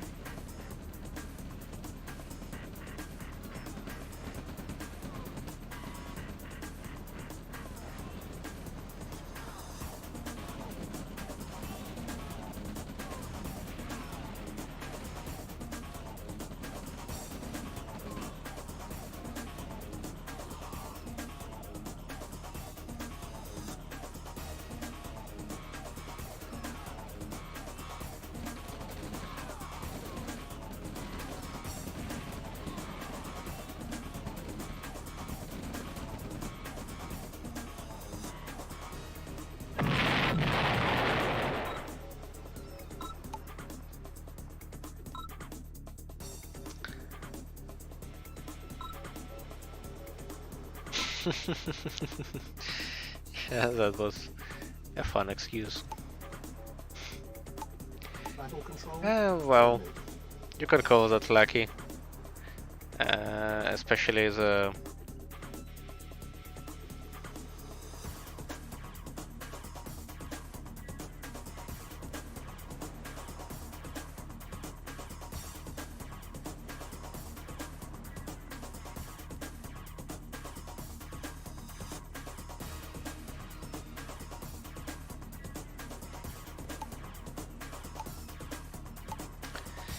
the expansion of both players onto the singles or patch at the same time.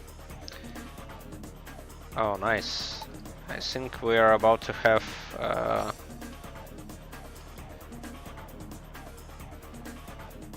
RAGL match.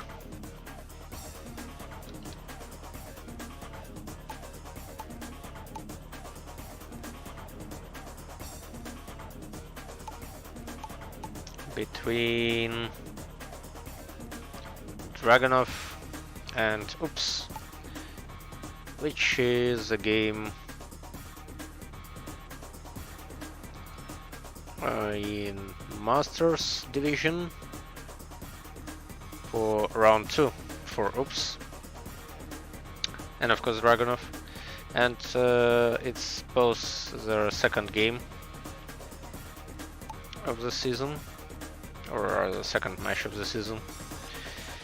Previously, Dragonov already lost to Yunano 2-0, and as I have already mentioned,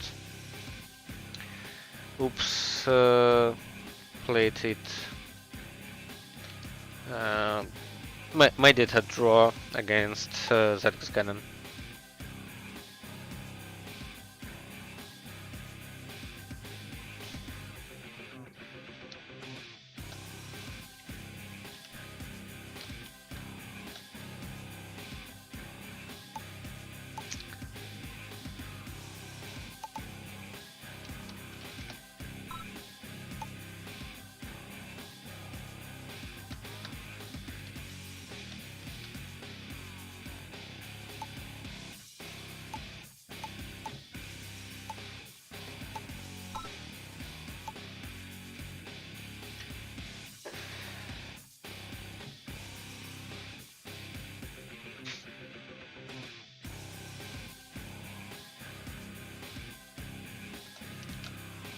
In 2 minutes, I think it will be over.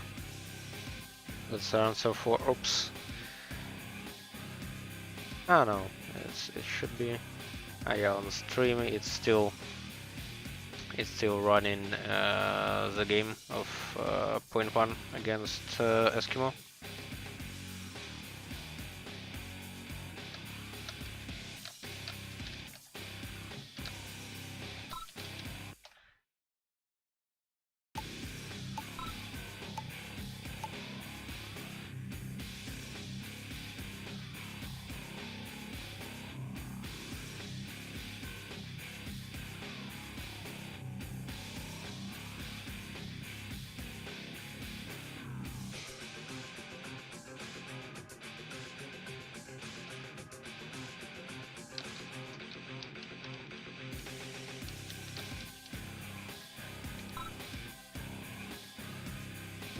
Yep, I'm.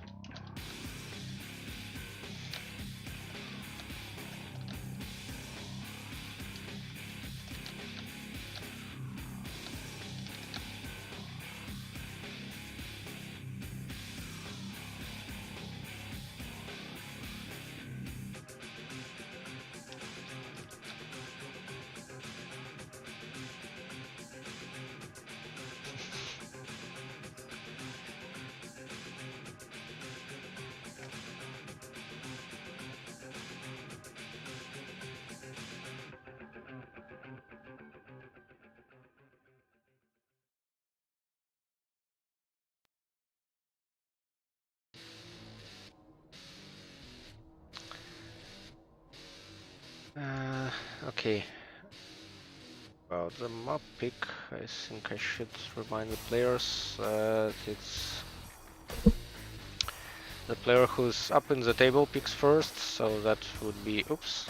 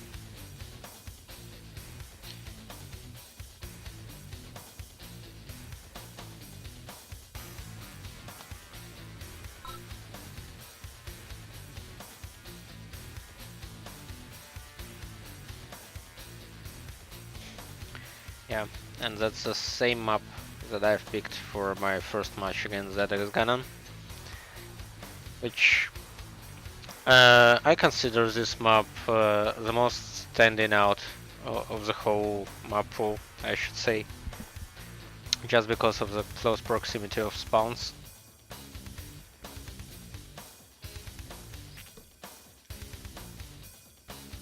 And it's surely to produce some interesting plays around, just because of something like Sun Tzu's Art of War, a proverb that you should defend near and attack far.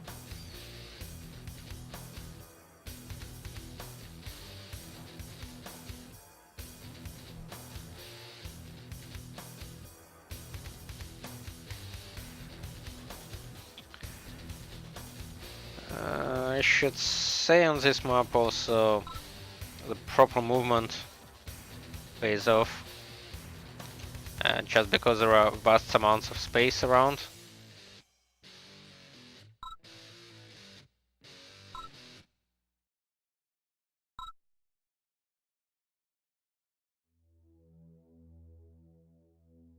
Battle control initialized.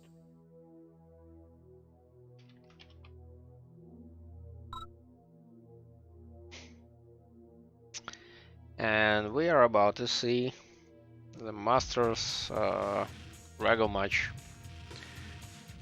between Dragonov playing as Ukraine and Oops playing as France. And I think Oops picked random and Dragonov picked Soviet. For Dragonov, that's the same pick that I always do, Soviet.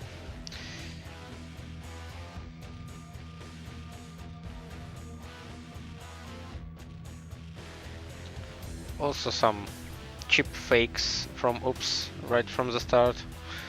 And if you pay enough attention right during the first attack, for example, you would notice that this fake is actually a fake, just because you couldn't have placed allied barracks before the power plant, and you couldn't have placed the power plant that far away from an MCV. But then if it's a second power plant, then it's okay later on in the game. And again, from the third point of view, that might be slightly... Yeah, well, that doesn't has a lot of problems positioning wise for a refinery, but still, as I was saying during my replay of my game versus Eric's Ganon, these ore patches need quite a lot of attention.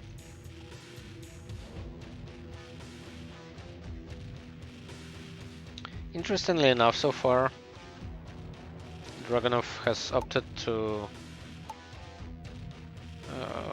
not build any engineers, even though there are 4 oil derricks on the map. Or actually 6 oil derricks, because just now I totally forgot that there are oil derricks in the corners as well on this map.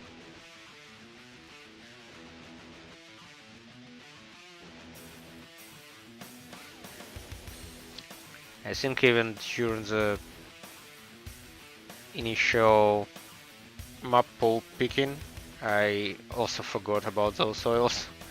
That's how easy it is to forget these oils on this map.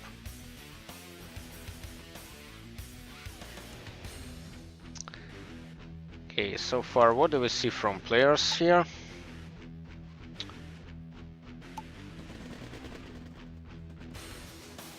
Yeah, oops, we'll need a ranger to safely transfer his engineer around if he wants to capture some more capturables on this map.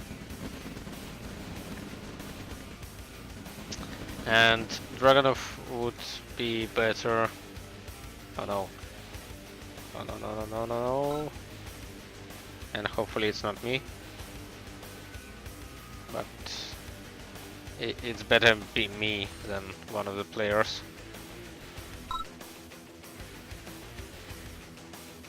Oh damn. I hope it's not a server. Yeah, I think it's server that's crashed. Battle control terminated.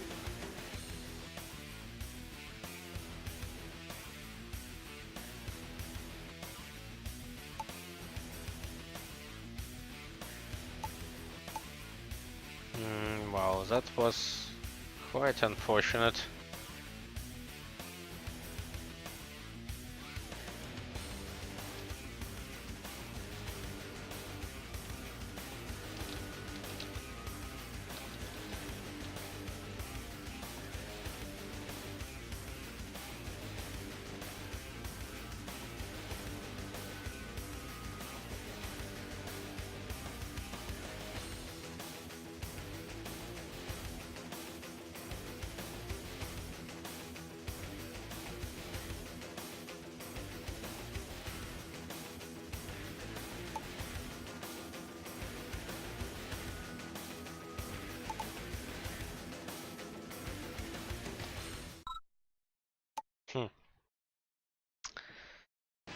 So I don't know, it's a bit risky to play another one on the server that has already crashed, but let's hope it's nothing major, because we didn't have any issues back yesterday.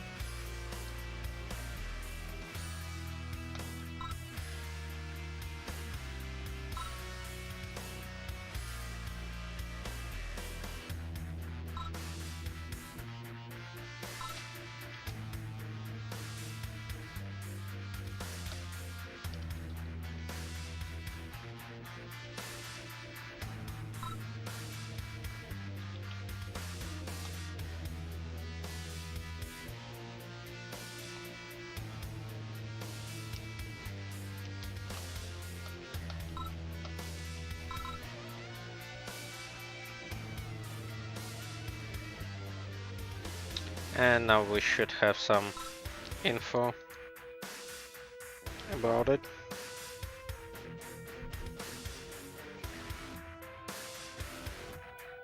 From Jess himself, who is checking the logs.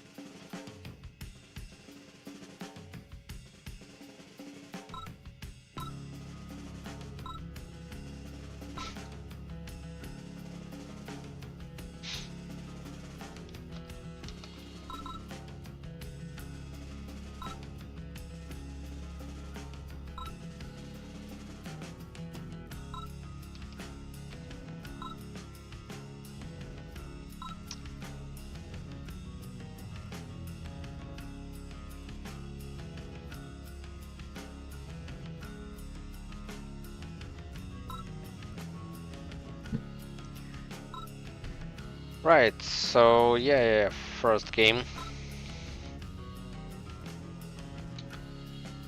Good luck, have fun, Battle both control players. initialized.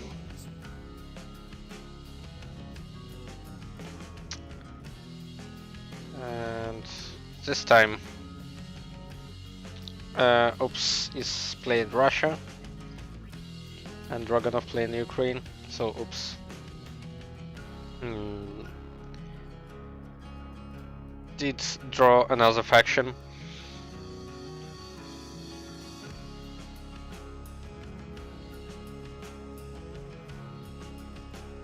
And you can also notice that he also did a slightly different, well actually no, exactly the same build up as in previous game, and he's even streaming infantry the same way. So apart from him being not French anymore. There is no real difference between this game and that one. Except that Dragunov now runs a much bigger force into the top right corner. And now Oops won't be able to take those oil derricks that easily.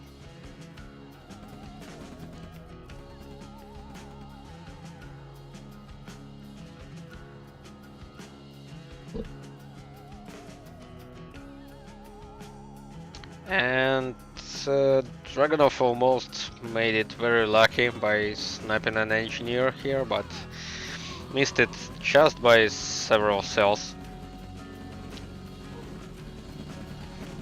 And now a lot of infantry goes down,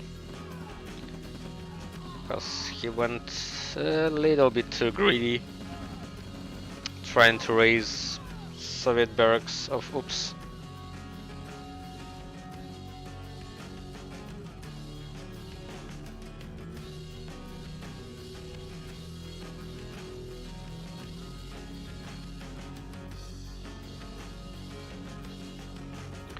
So again, Dragunov doesn't have any engineers on this 6 oil derricks map, which is somewhat strange. And this attempt at destroying refinery is not a nice one.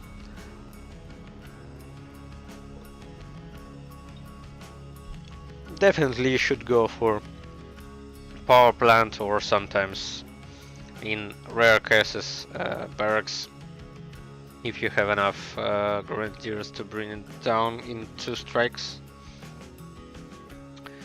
Because attacking a power plant is at the same time easier and wreaks more damage to your opponent, just because the opponent has low power, even when power plant is not destroyed. I don't remember the exact disposition or dependence of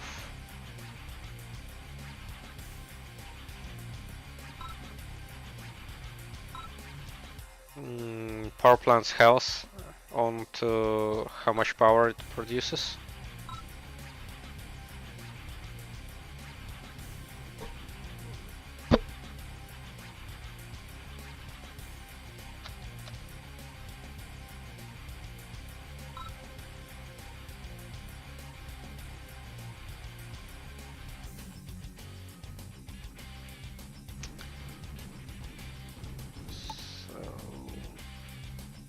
Cooking. Dragunov is already planning an expansion from 5 for actually 6 ore trucks. Whereas Oops is delayed on his service depot for 15 more seconds. But then Dragunov...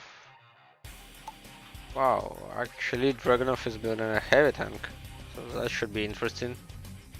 Because that's looking like a serious push from Dragunov. Also coupled with a Tesla coil here. That's probably as much as a single ore truck going down. Although I don't think you'll have enough range for the Tesla coil to be able to destroy the ore truck, which is now going fully away from the battlefield.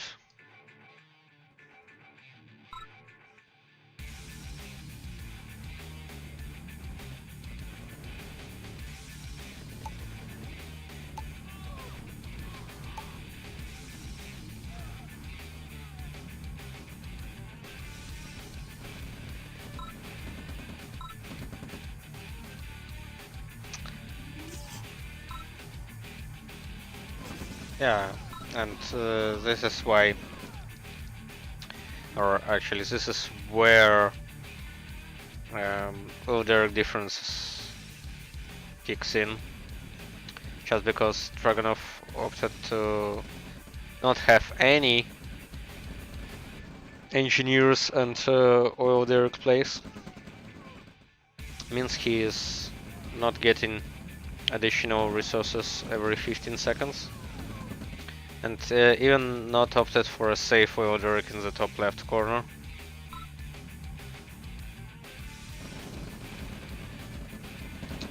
Well, at the same time, it's interesting to point it out that Oops, even having 5k in cash doesn't have actual mineable money right now.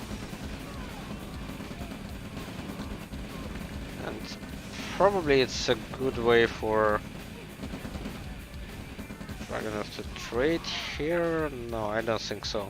Should have probably had a slightly bigger army.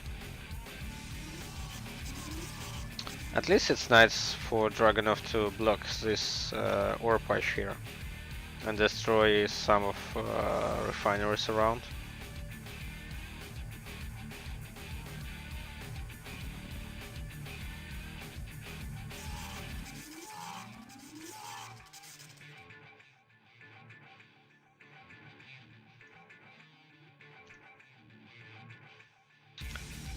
Oops, should really had paid a little bit more attention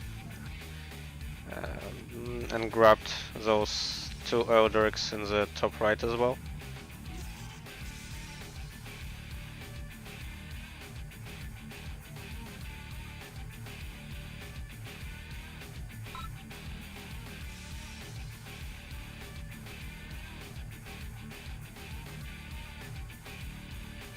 That's a nice pick by Dragunov, at least scouting wise. And also Dragunov has a nice chance of at picking those rockets because there is not enough rifles in that pack. And now we will probably see some Cliff Teslas. I don't know about the effectiveness of those because the ore patch is almost depleted here. But what I can surely say is that Oops is effectively blocking his opponent right here.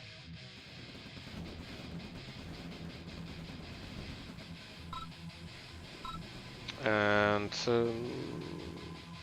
looks like Dragunov is seriously slacking here. Probably just because he's severely out of money. I don't know what even he's building around. Yes, definitely harvester sliding is needed.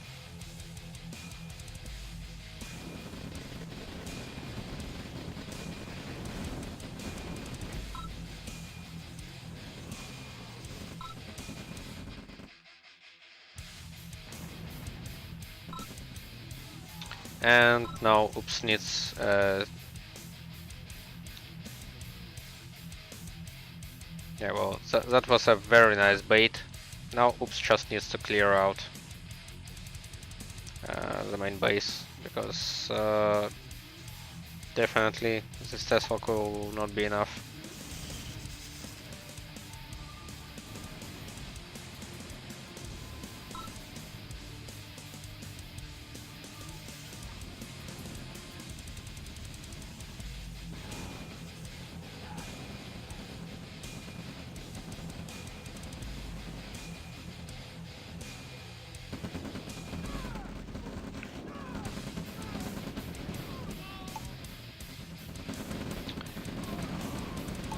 Yeah, so this is the example of how not having Eldrix sets you back for the whole game.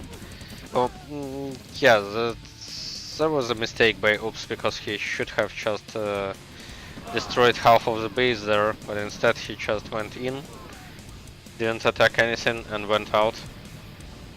At least he didn't waste his army.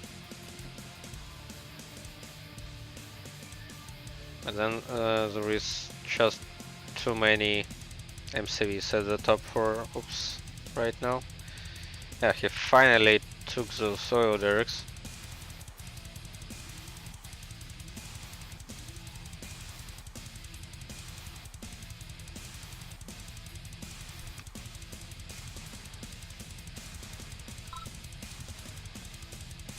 Yeah, somehow Oops is very defensive here. I think he should have destroyed or attacked one ago, but he is waiting for something, probably fearing that if he is losing this army, then nothing will stop his opponent from attacking again. Yeah, and that's a proper question of where actually this army gone. So Oops is playing quite defensive and tries to not waste any assets here, just picking all the defenses one by one. And this might play into Dragunov's favor actually.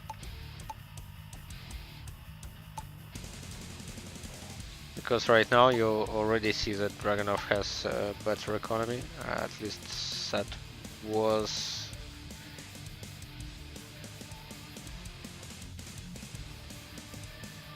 before Oops slided all his harvesters at the top.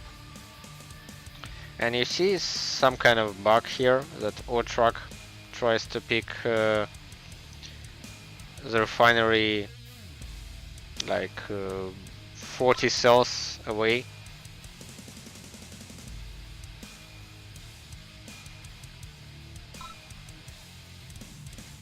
Instead of waiting on his original refinery.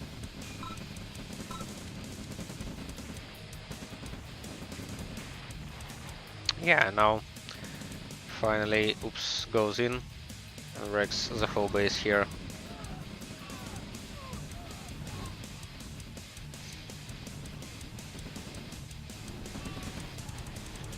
That will be a nice pick by Dragunov at the top, economy wise. Or maybe even not that,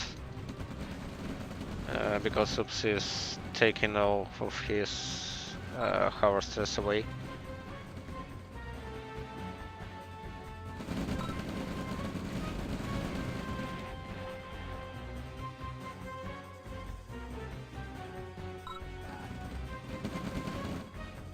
No, I don't think Dragunov has anything to do in this game.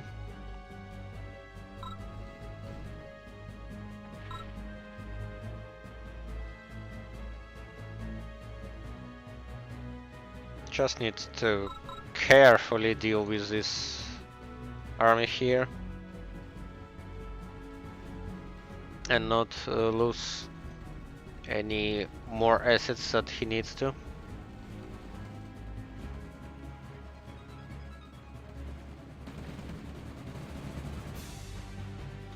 V2 hits will be defining here.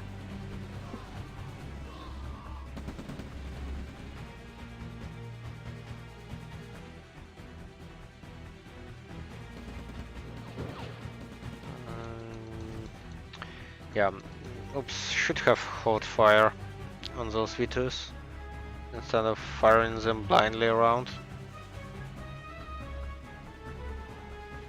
Wait, I heard Tesla somewhere.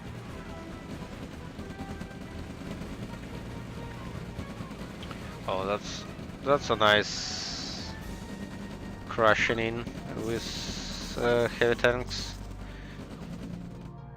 just because there were not enough rockets in that army dispatch. But now I suppose Dragunov should lose. It's interesting that they both don't know that there is an MCV just in a very close proximity.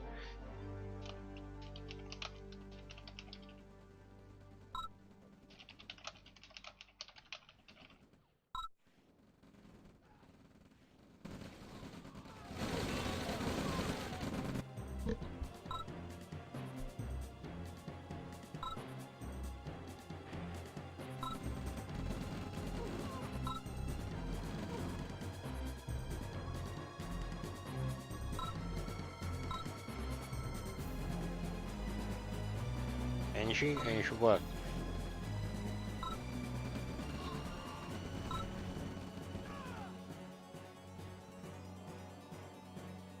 Alright, this engineer.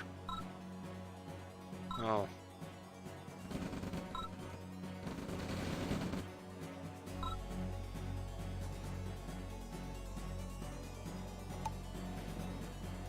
That definitely won't work because of flame towers.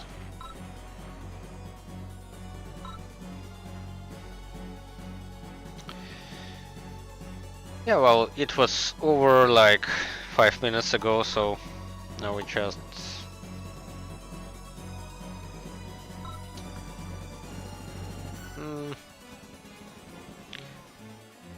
Oops. Does have quite bad shape regarding the economy, but still he has tech, he has all the map he should want. And now he can just harass this expansion for some time. Not wasting his or truck would be a better idea.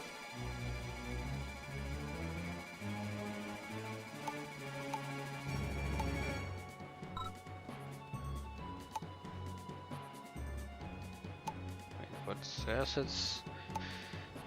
Strangely enough, oops, it's slightly more in assets.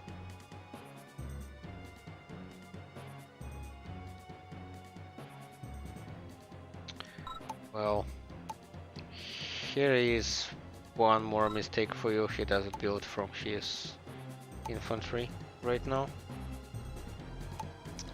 And somehow he doesn't even produce refineries in the bottom right. He still has a slight chance to fuck it up, let's say it like that.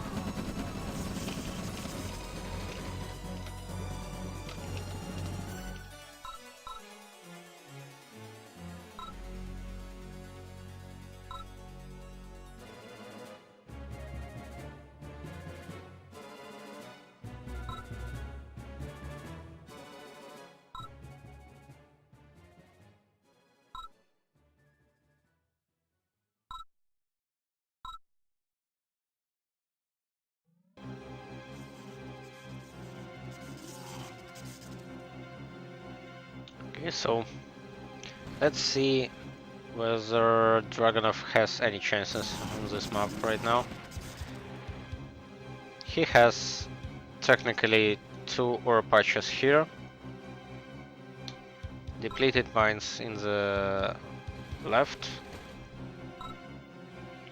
and a destroyed MCV on the left.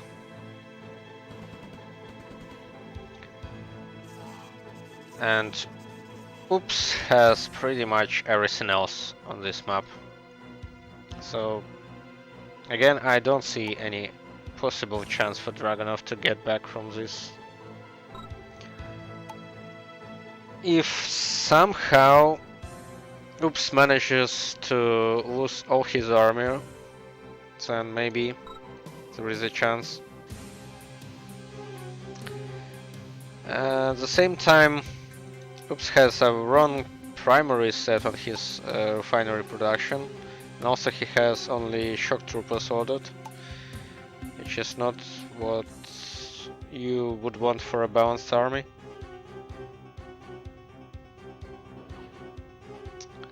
Also, he's dragging it too much. Probably, trying to line up the plus of death, like the perfect Iron Curtain is called.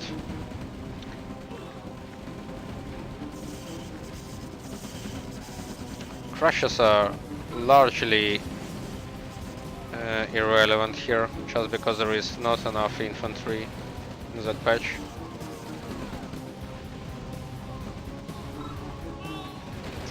And you know what? That attack by Oops accomplishes absolutely nothing. It was just a somewhat mediocre trade.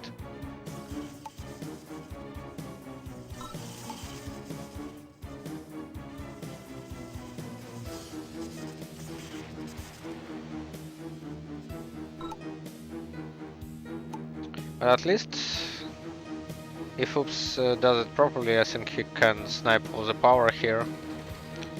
No, not Tesla coils. You need to attack power.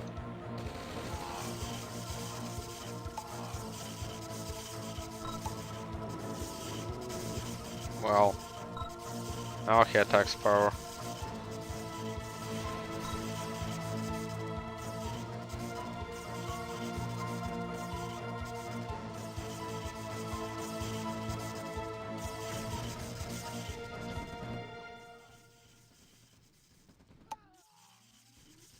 Yeah, now Dragunov's Harvester force is completely halted.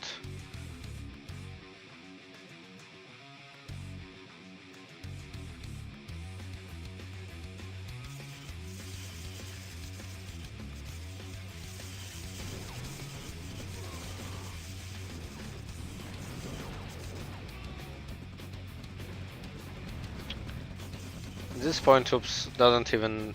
Ah, wait, so Dragunov actually took this oil derrick from the corner and is now doing a good job by driving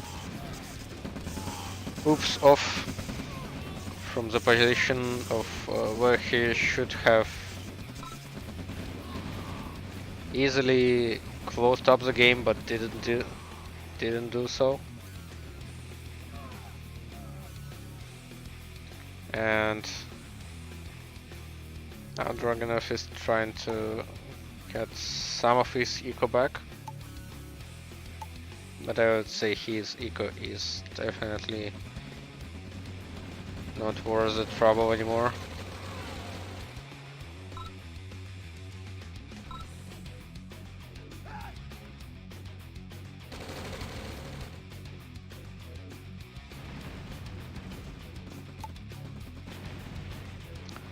Oops needs a Tesla here, or just to run away, which is even better. And there is an infantry dispatch that could have already sniped something.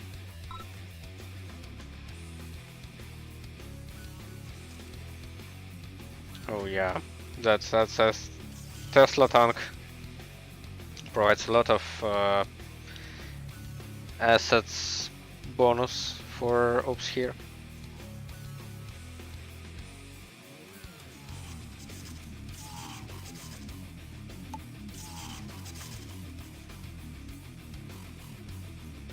But I would say he just builds too many of expensive units, because instead of those Tesla troops he would just have a bigger blob. Where's his productions? pull it right now. Ah, here it is.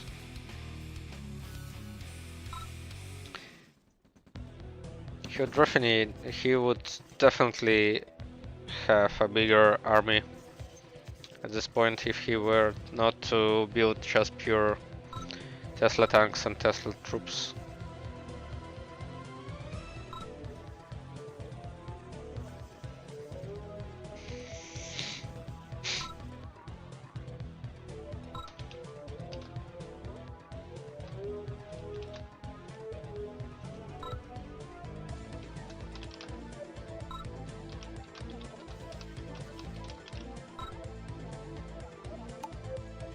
Yeah, definitely needs to compose his army better.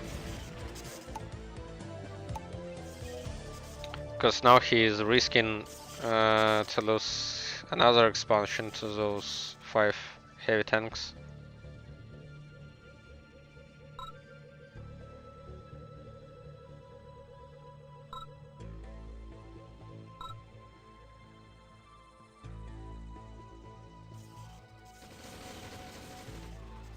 I don't even know why he would snipe all those units. Because Dragonov couldn't even use any of those tier 3 powers.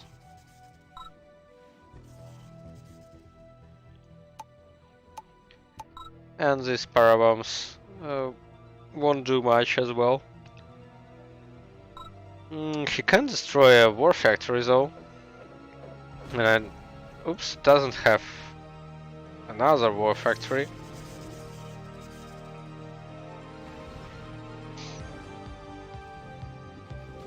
Should have paid a little bit more attention to those heavy tanks though. Now they will surely die. Finally, for oops. And then it should be over in a minute or two, just because Dragunov doesn't have nothing. It's already double assets.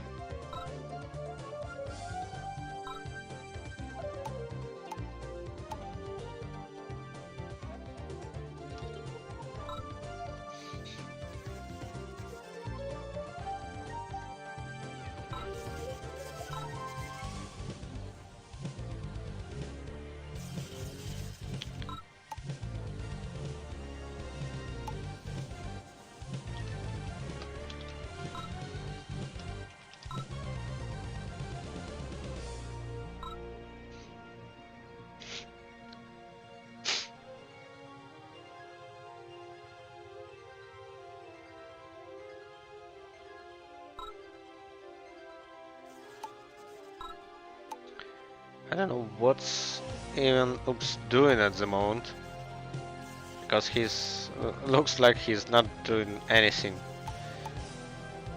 He has 9 ore trucks. A lot of them not optimal. At least he expanded here, so that's good.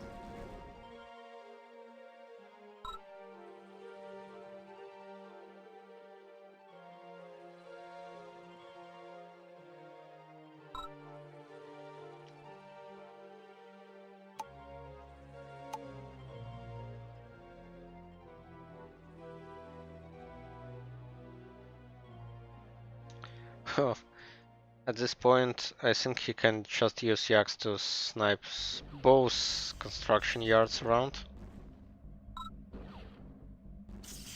Oh, those yaks were irrelevant here. Yep, construction yard 1. Then he should destroy the second construction yard as well.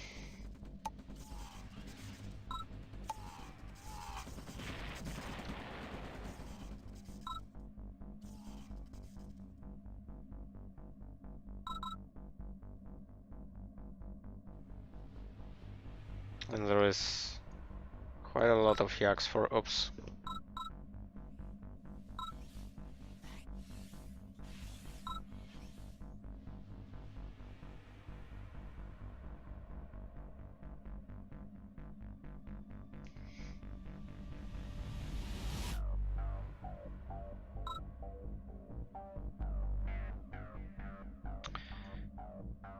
Well, this game just needs a barf move. Definitely. Double Q and then attack move into this point and see what happens. I think this would have been effective and ended the game right now.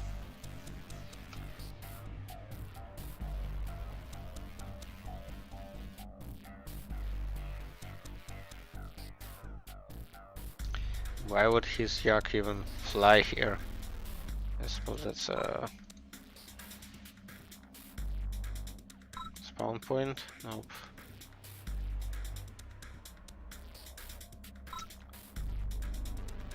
Uh, at least he is attacking now. That's reassuring. If you can call that an attack.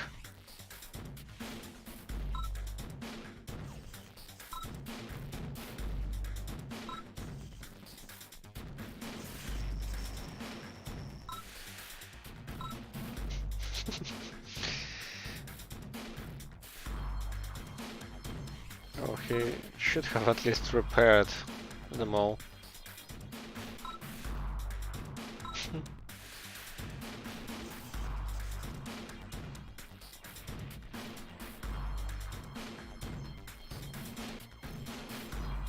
If those yaks die now, that would have been a hilarious moment. I think even an attack move on this army would have been better than not doing anything.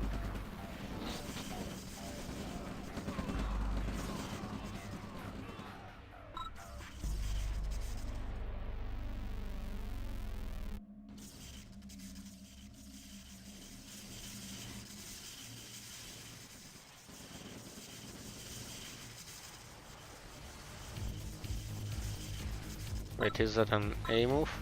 Oh, finally. That's a GG.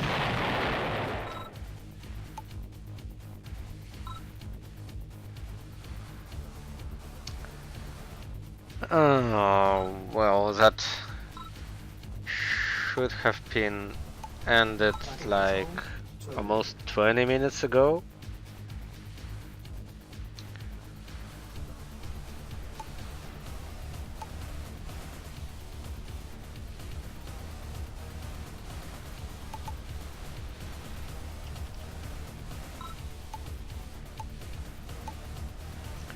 Well, at least it has ended in the end.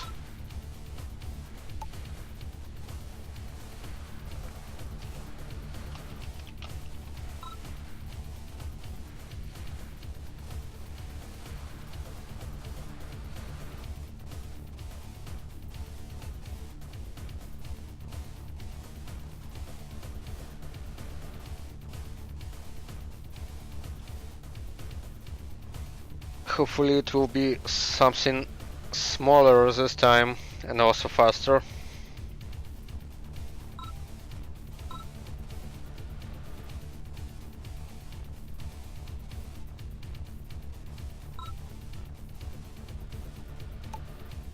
Yeah, at least we get smaller. Can probably be not faster if they split it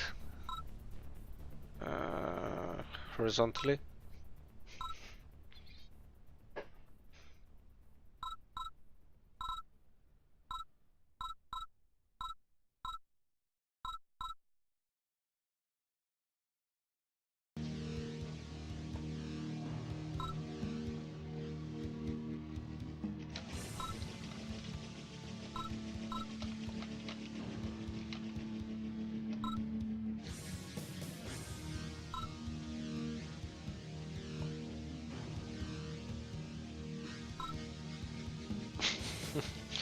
I don't think that Wayne definite can have a definite answer.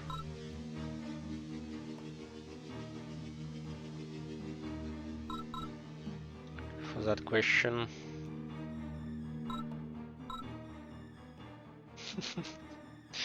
Well, if you're downloading Call of Duty, then you're banned.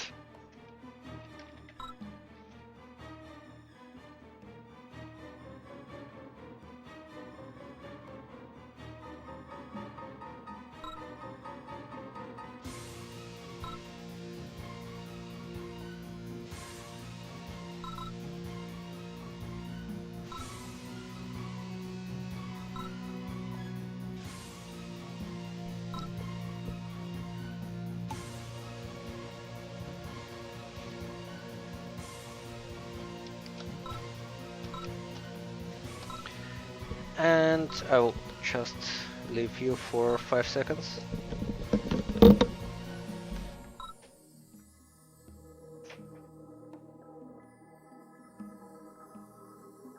Battle control initialized.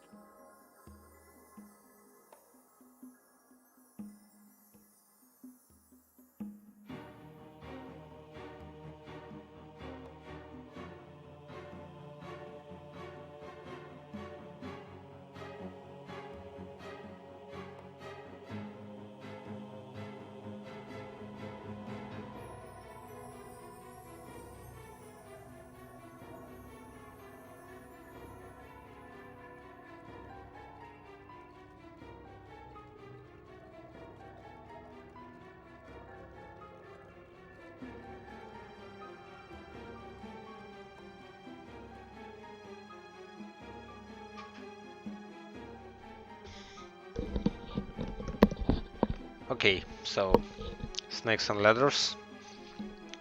Here we go. Oops is Russia. Dragonov is Russia. So another Russian mirror on today's stream. Now hopefully it will actually be quick this time. Let's see. Yep, Oops is going for some grenadiers. And at least Dragonov is not skipping oil derricks. So definitely learning from his past experience.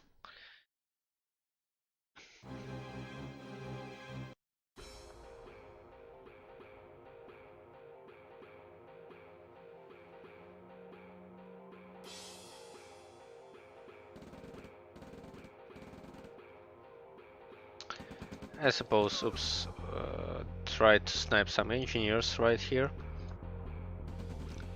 but Dragonov didn't have any. Oh wait, I think those were grenadiers, right? So that was not a snipe for engineer, but rather a power snipe. But anyway, it failed.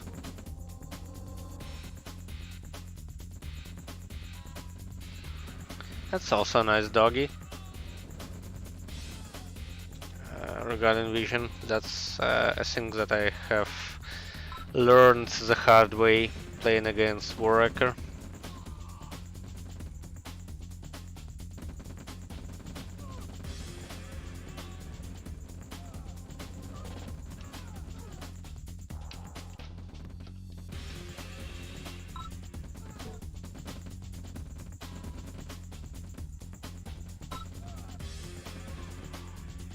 I think that was a major victory by Oops.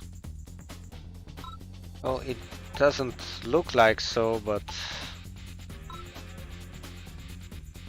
that's only because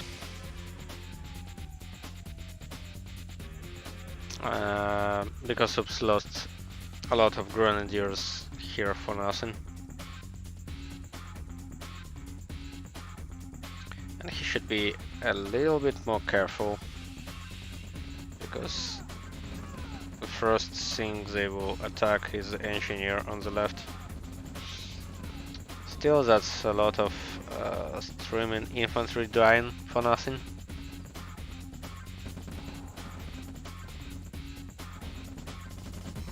And then some with an APC.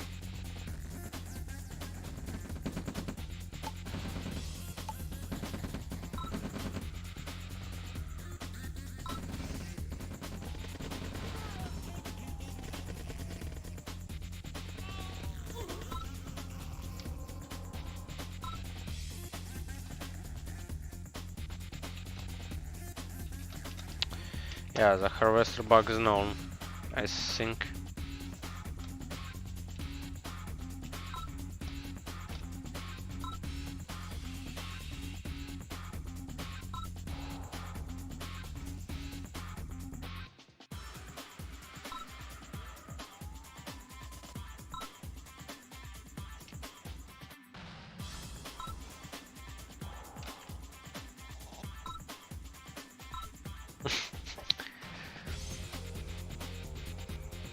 Yeah, so Oops opted for a second engineer, which might be valuable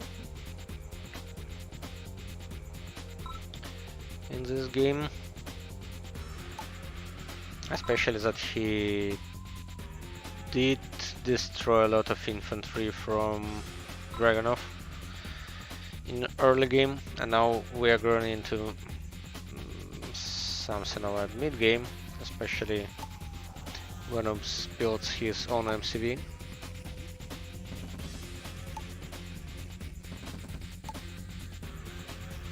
And Dragunov is again building two heavy tanks, one or two, instead of fast MCV.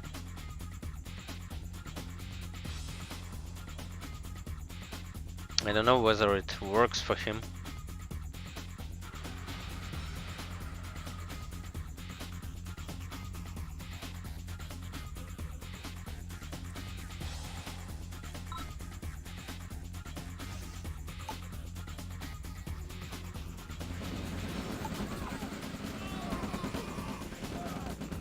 The question is...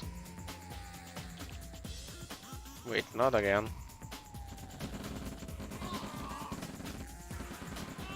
Yeah, that was just a temporary one.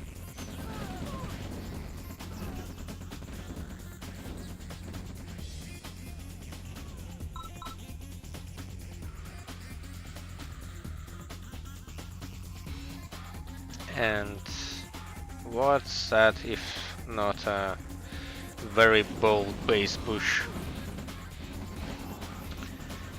Which also might work nicely, especially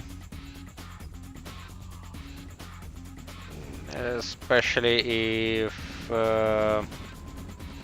Oops deals with this small army dispatch. He should definitely protect the MCV. Unfortunately, the Tesla core goes down. Hopefully, he'll have a second one soon. Probably that unpacking was a bit too soon. Maybe could have soaked some more damage with it. But what I should point out is that Dragunov still hasn't moved out from his original base. He's now on 8 harvesters on the main, but none of them grabbing enough ore just because there is none.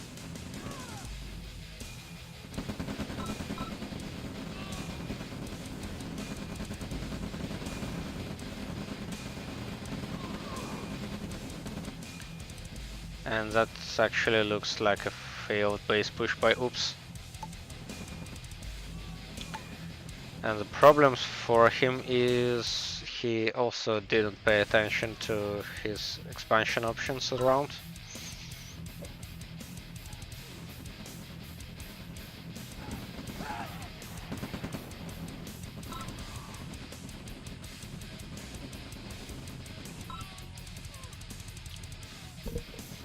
Yeah, Bane.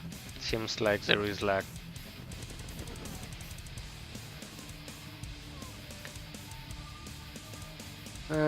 Okay, so we are at ground zero here.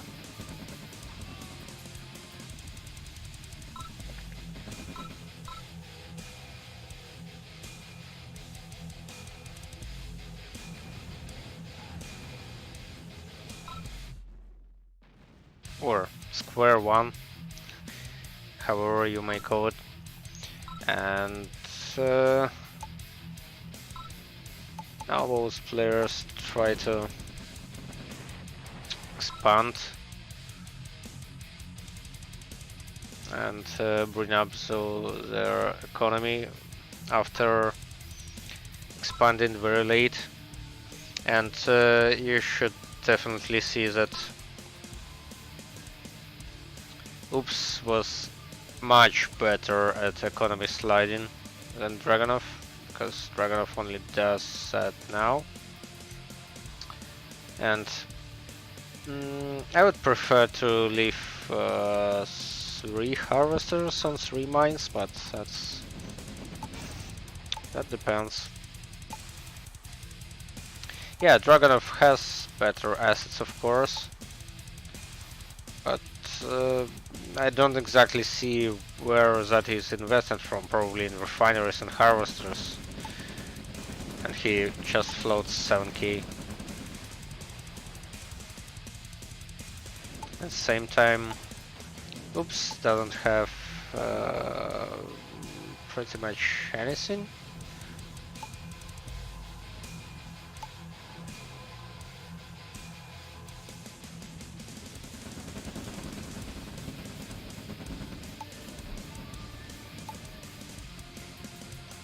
That actually might have been a nice snipe for harvesters here. Problem for Oops is that he doesn't have anything offensive in his pockets, like only several rockets and 2 tanks, but that's it. And I don't even see where is his actual army. Yeah, that's probably it. He doesn't build from his war factory right now, which is a huge mistake. Only now.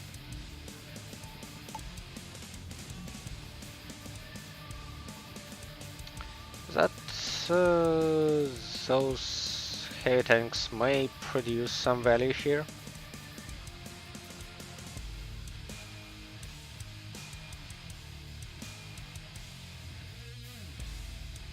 Especially no sound. Interesting.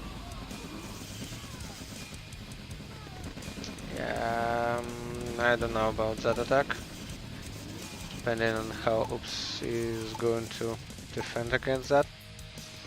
And that's a very fast tech center after Radar, so just jumping 2 tiers at once. Yeah, those heavy tanks are nice here. I think Dragnov completely missed that.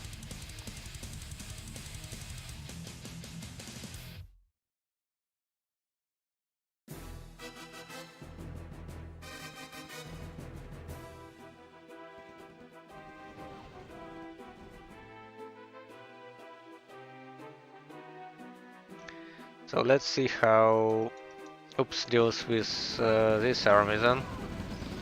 And especially Dragonov has some flamers.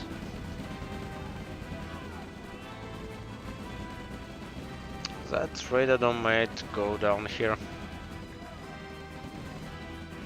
And he also needs a Tesla somewhere around and fast.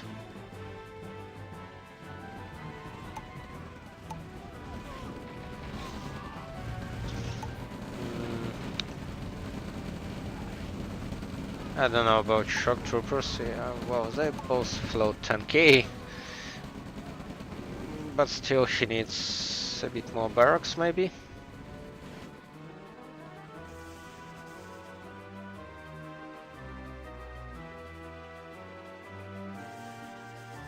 And now Oops didn't pay attention to those heavy tanks. Should have moved him back a little bit.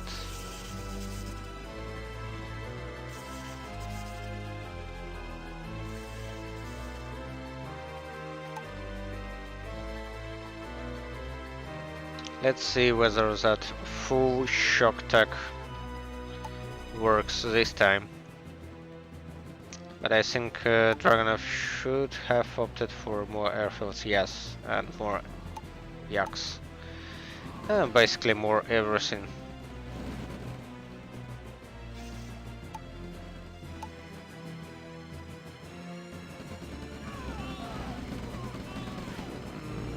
That attack might work probably. That was a wrong investment in flex though, because there is no air, and apart from air there are somewhat useless around on the field. But then Oops didn't have anything, and also didn't have any critical mass. So yeah, that looks like GG for Oops,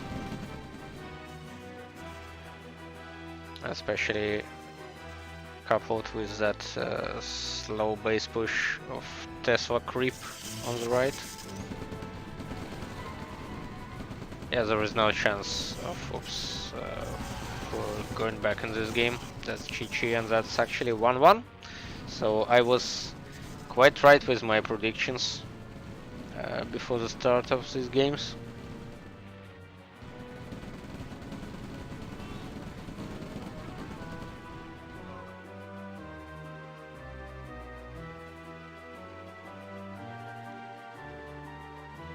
So again, let's see our options.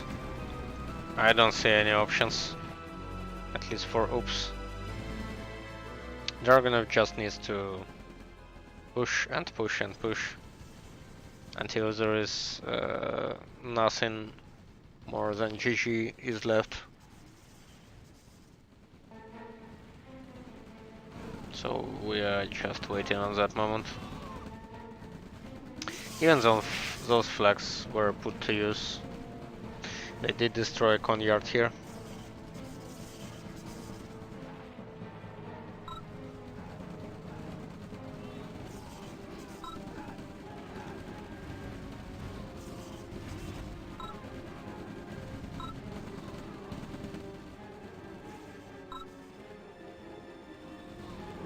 Yeah, I think, oops.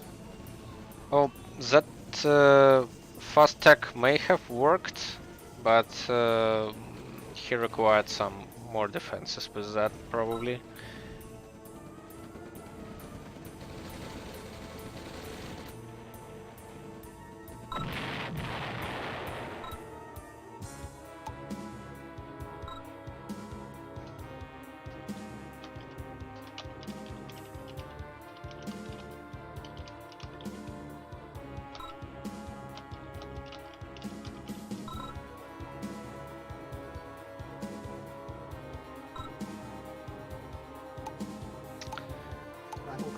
Okay, I think with that game out of the way, I will call it for today.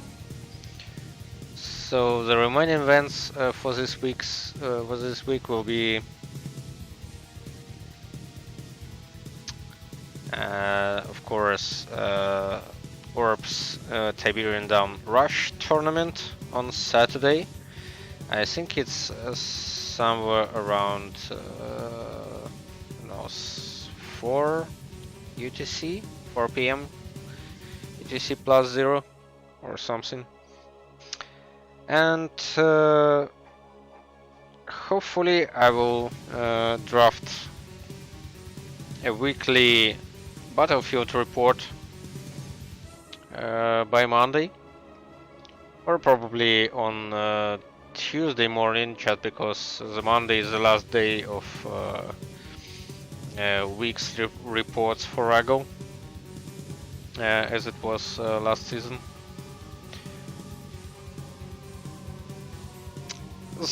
Then on Tuesday, of course, it's Five Faces stream, and then we'll see when I would be able to do the RAGL Day stream. Probably it will be somewhere on the weekend as well, or maybe on Friday, next Friday, I mean. So, thank you everyone for watching, and see you next time.